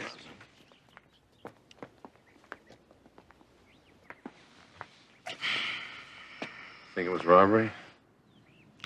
Nothing taken. Whoever did it had just one thing on his mind. You think it was a pro or not? Duncan called me last week. Asked me to check Jennings out. Very privately, of course. I didn't find anything. And I told him that. Did he give you a reason why he was worried about his boy? He wanted to know if he was mixed up with organized crime. I couldn't find anything real. But Jake... Lots of smoke? The Chicago fire.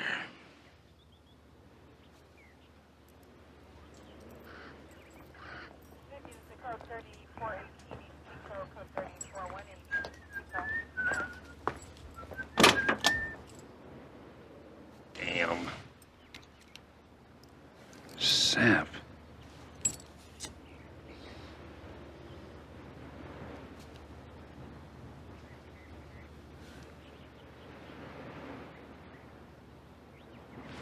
Nice place for a tree. Great. That's great. Thank you.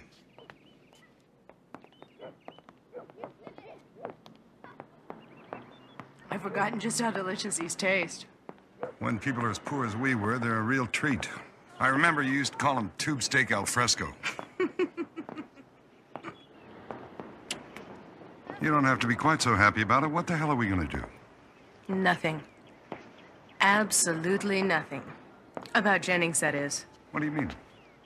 There's nothing that ties us to Jennings, is there? No, thank God. But there's someone who's very mixed up with him. Someone who could have every reason to want to kill him. That old man. What are you saying? Duncan still won't make you president, will he? No. We killed the wrong man for nothing.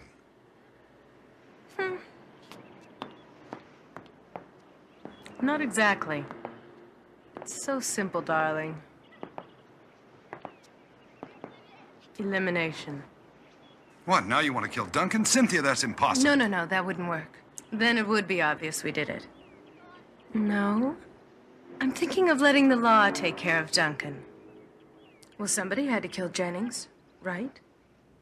You mean make it seem like Duncan? You weren't #1 at business school for nothing.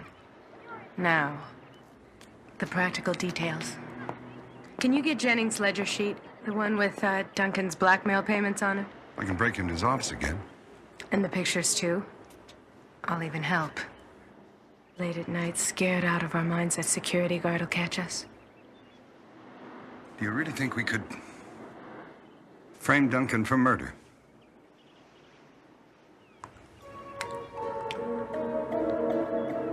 Why not?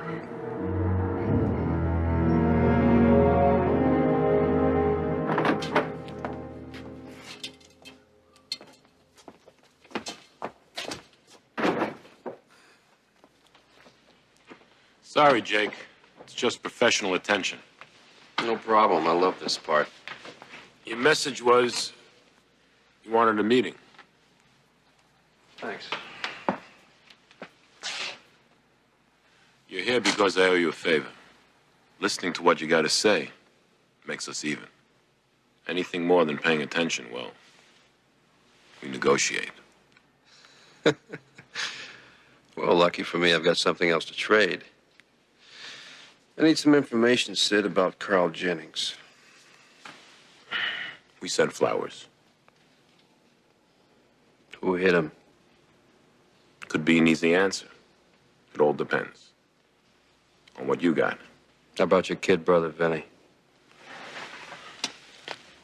He's got nothing to do with us. He's got a big problem, Sid. He was caught dealing.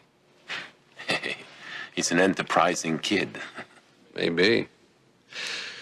But, you know, Sid, even in the country club kind of jail where he's doing time, they kind of frown on inmates selling dope. What's that got to do with Jennings? You help me, the DA puts in a good word for Vinny, and maybe he doesn't go to a real jail. You wouldn't do that. Oh, well, I think you ought to read it. It's a transfer order. Sending your brother to a maximum security prison. It's pretty rough. I don't think he'd live long enough to send you a postcard. Okay. Okay. Jennings was a good friend of ours. Were you in business with him? We helped him with certain problems. Labor problems, transportation problems. He helped us get certain service contracts with his company. Very standard stuff. So if he took over the corporation, he'd be worth a lot more to you, right? Hey, we're talking a multinational enterprise. That's like owning your own country, only better.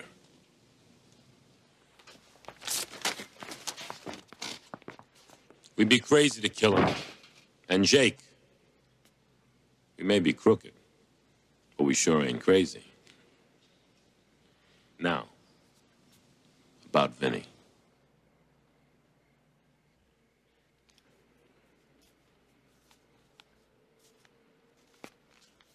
Tear it up. You still owe me one, Sid.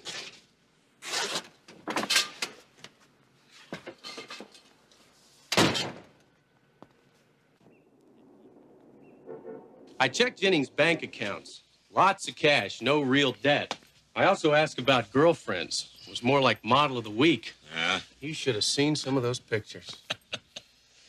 Anyway, he didn't keep any of them around long enough to get serious, or at least not serious enough to murder him.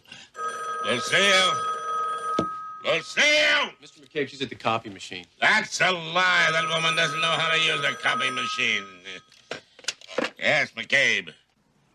I know who killed Carl Jennings. You do? Well, that's very interesting. Why don't you start by telling me your name, huh? That's not important. All that counts is I want Carl's killer to pay. Sorry, I don't take anonymous phone. Carl was blackmailing Phil Duncan. That's why Duncan was going to make him president. Can you prove any of this? You'll get the proof soon. Well, now, let me get this straight. You're saying that... What was that?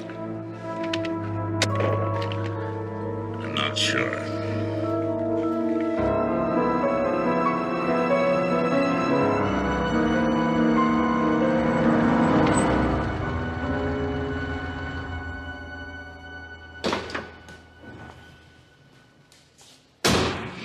Nice car. You, wash the cars around here, huh? Maybe. I'm here to see Mr. Covington, if that helps make up your mind. Okay, sure. But I gotta finish Mr. Duncan's first. I just got it back from the lodge and it's got this gunk all over it. Yeah, you got that sap on there, huh? Yeah, same thing on my car. Sure like to chop those damn trees down. I know what you mean. You know, every time one of those big shots comes down from the lodge, I got 2 hours to get his car cleaned. And that's if I'm lucky. I guess when Duncan goes up there, there's people running back and forth all the time, right? Oh, hey, that man said jump and they're already driving. The worst is that Mr. Covington drove up there the day before yesterday. I washed his car that afternoon. Next morning, he brings it in again all covered with this stuff. He was up there twice? Yeah. Yeah, when? The day somebody shot Mr. Jennings.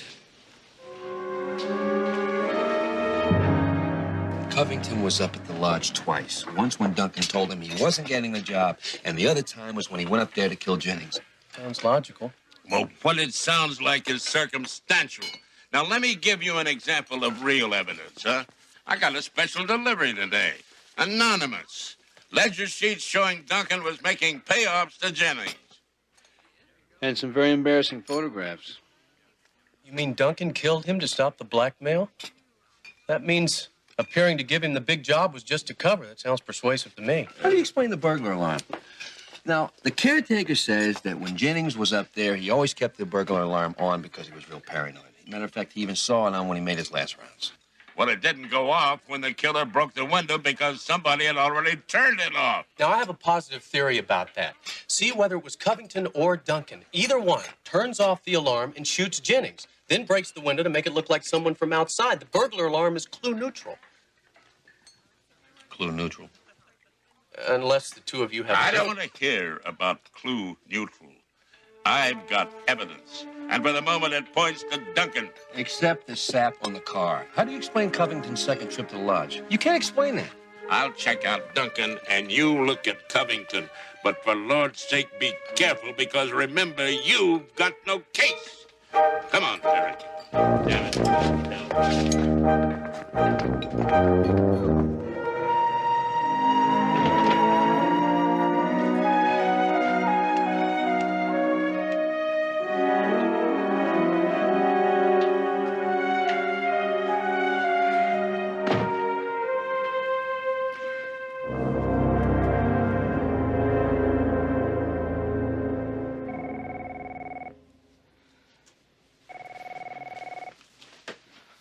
God. We've been robbed. But how? Call the security guard.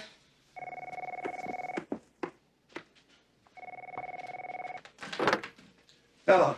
Excuse me, I can't talk now. We've been robbed. I know. Pretty slick, huh? Who's this?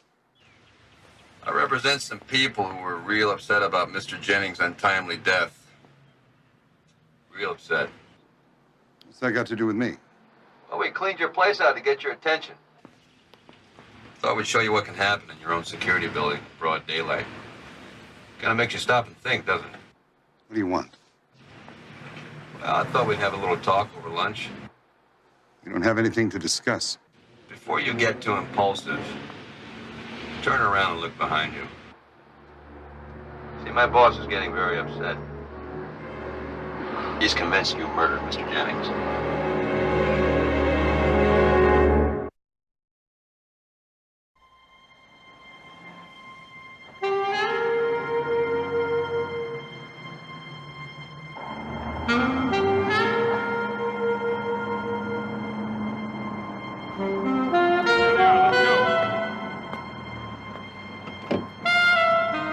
Get the other door.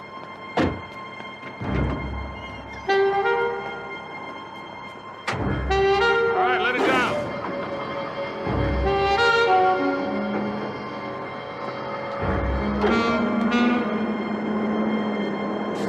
Good. Come on forward. Come on. All right, come on in. Be clear.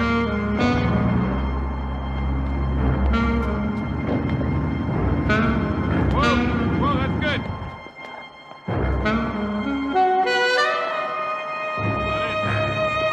Take it up.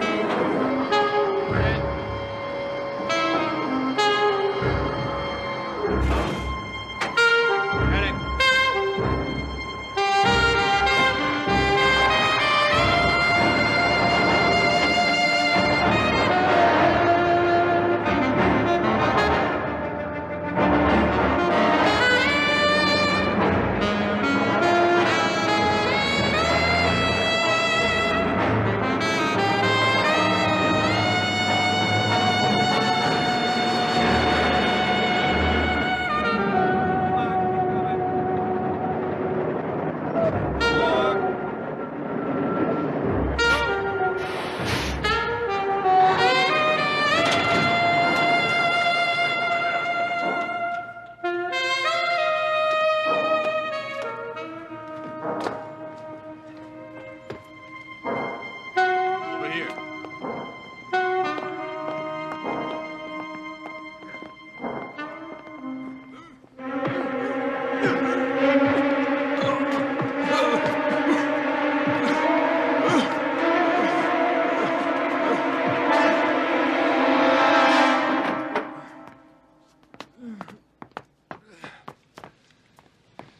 My name is Sid. Come on in.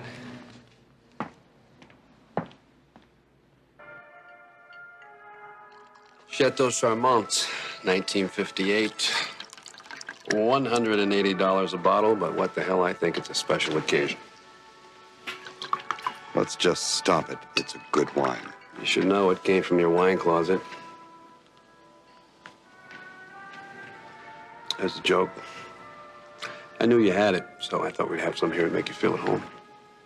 What is it you want, Sid? Exactly. I like you people. And I mean that sincerely. Ned, I'd like to see you become president. I think you'd do a hell of a job.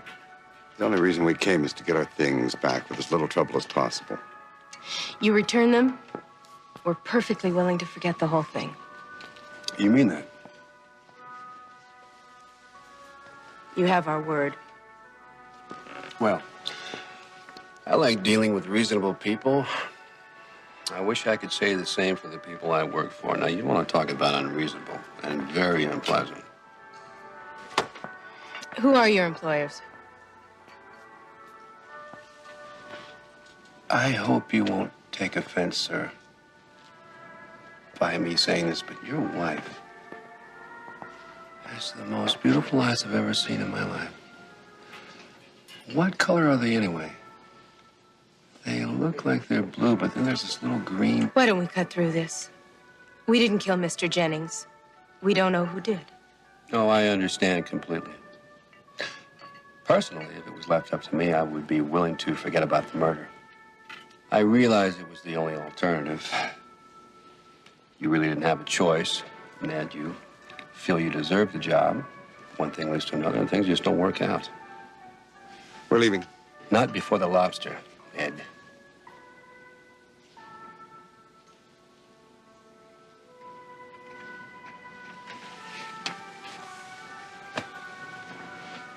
Besides, I have to finish my speech. My people would be very disappointed if they felt you didn't want to hear their message.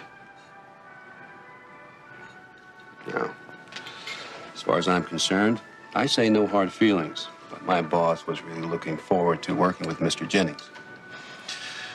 Now, I'm telling him we can have the same arrangement with you. I'll tell you what. As soon as I'm appointed president, we'll sit down and discuss the deal. That's just what I wanted to hear. But there's one small detail. Unfortunately, because of what's happened, my boss is out a large sum of cash. Carrying costs. You see, he has to wait till the new president takes over. You understand that? No, we don't understand. Let me explain it to you. It's a little embarrassing, I must admit. But he's willing to let things stand. Meaning that you take over for Jennings. If you pay his out-of-pocket costs. Which is $250,000. He prefers cash. That's impossible. Even if we could raise that kind of money... I really appreciate the fact that it's tough for you. I really do. If it was left up to me, I'd say pay me once, you got the job. Because I know I can rely on your word. But my boss, well, my boss, he has no sense of trust. Let's just leave it at that.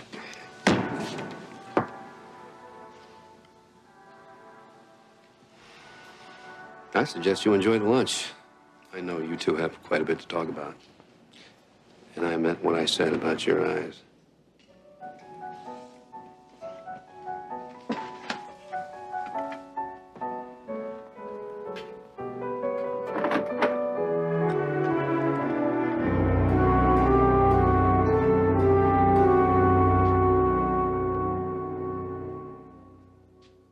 Where'd you get this? Duncan, what's important is where you were when Jennings was shot. I was with Edna. She was having one of her attacks, so I went back to town. I told you that. And that's a lie. Phil, I checked with Edna's nurse. I'm going to ask you one more time. But maybe you want to call a lawyer first, huh? I've got nothing to say except I didn't kill Jennings. Look, you've done nothing but lie to me from the beginning. Damn it, man, tell me the truth. It's too late for anything else. He was bleeding me white, but he wasn't satisfied. He wanted the company, too.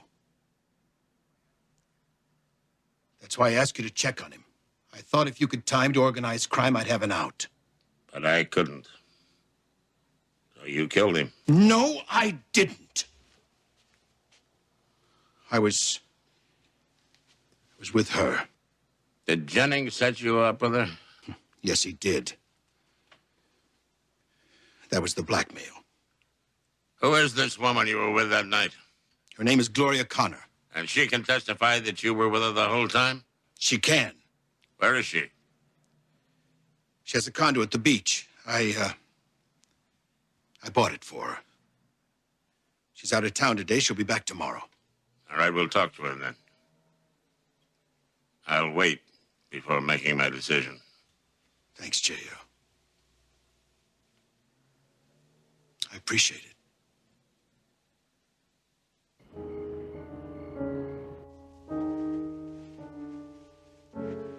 Cynthia.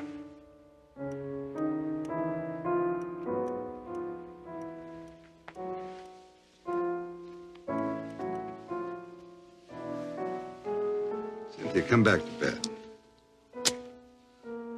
Soon. What are you thinking? You think we should get rid of that?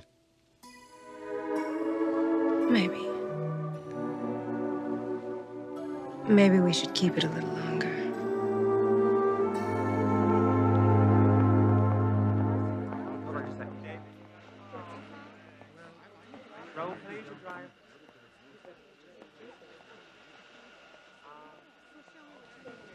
Gloria Connor, Yes? we don't have much time. I'm going to be very direct. I know about your relationship to Phil Duncan.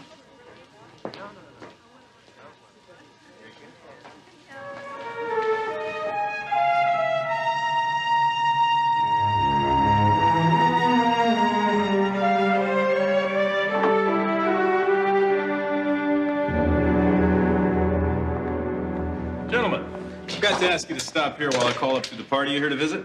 We're here to see Miss Connor. She's expecting us. I'm sorry, there's some mistake. Phil, let me handle this.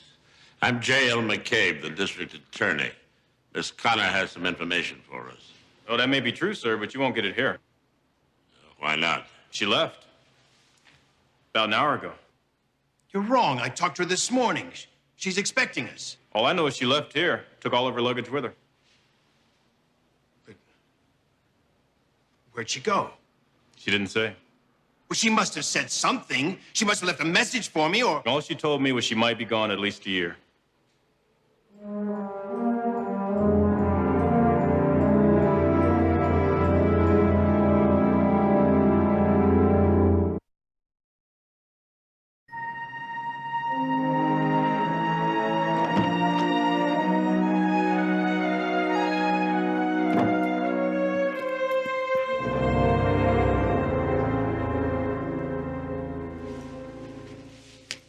You.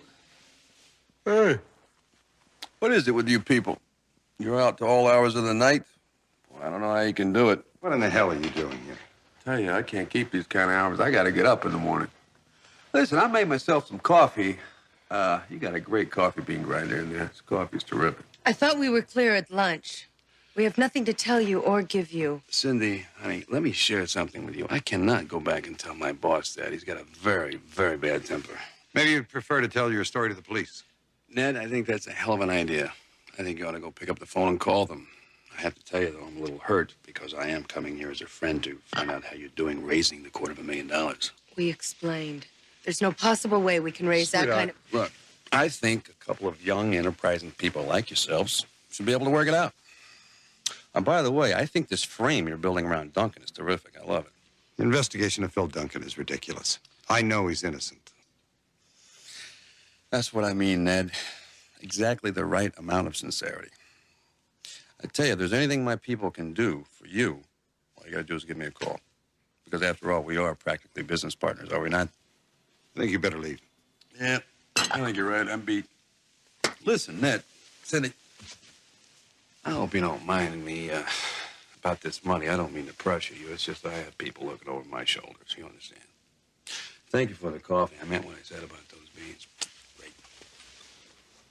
Oh, I almost forgot. The alarm system you people have here is pretty cheesy, okay? Now, I know a guy who can put in a great system for a terrific price, top-notch stuff. What the hell, it's something to think about. You never be too careful. See you later.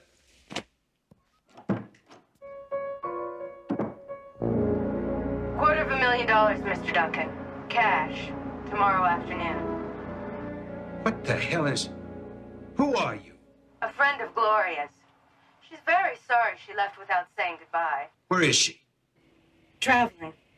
In fact, that's why she asked me to call. Her trip is turning out to be much more expensive than she planned. She wants money to come back. Hardly. She won't be coming back. But she does have something to sell you. She has nothing. A piece of evidence that will convict you.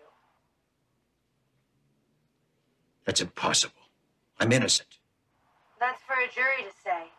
And what will they think when the police testify how they found the murder gun in a place very private and very personal to you? What? What are you talking about? I've got the gun that killed Jennings. Mr. Duncan, are you still there? Yes. I thought you might be. Now, listen carefully. Take Old Mill Road to the cutoff. A quarter of a mile past the bridge. Turn right. Continue until you get to a large dirt lot with a fence around it. At the end of the fence, get out. You'll see a trash bin. There'll be a bag for you in it containing the gun. Leave the money. And Mr. Duncan, don't even think about double-crossing us. Because believe me, you don't want to make Gloria your enemy.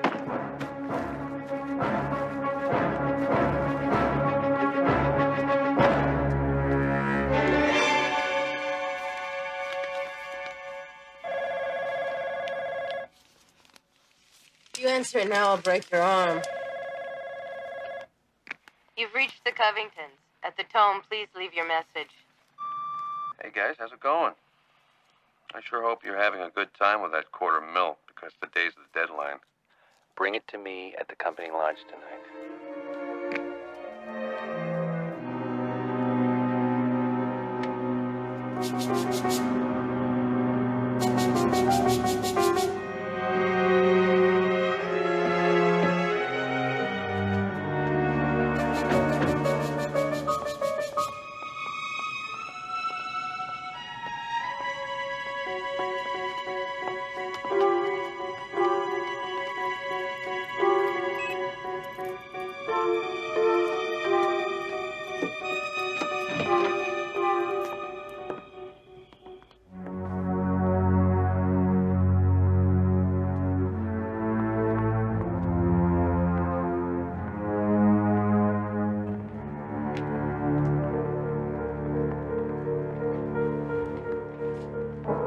Sid, here's a $250,000 you asked for.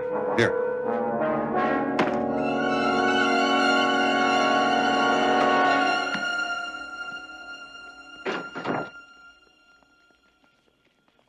Told you with the lights out, they couldn't tell it was Jennings and not Duncan. Okay, this man is a crook. He made us come up here. Game's changed. Now it's called you're under arrest. Duncan told me about the blackmail call. We marked the money he dropped off. Whoever left the murder gun for him has that money. I wouldn't be surprised if it's the same money that's in that duffel bag. We had no reason to kill Jennings. Phil had already made it perfectly clear that I wasn't going to be president regardless. At first, it didn't make any sense to us either. Why would you have shot Jennings? Then Detective Stiles realized about the lights. Came back up here the other night. About the same time we figured the murder took place. Just the firelight, it's very hard to tell who's who and what's what. You made the same mistake twice. No, Jake. You made just one mistake.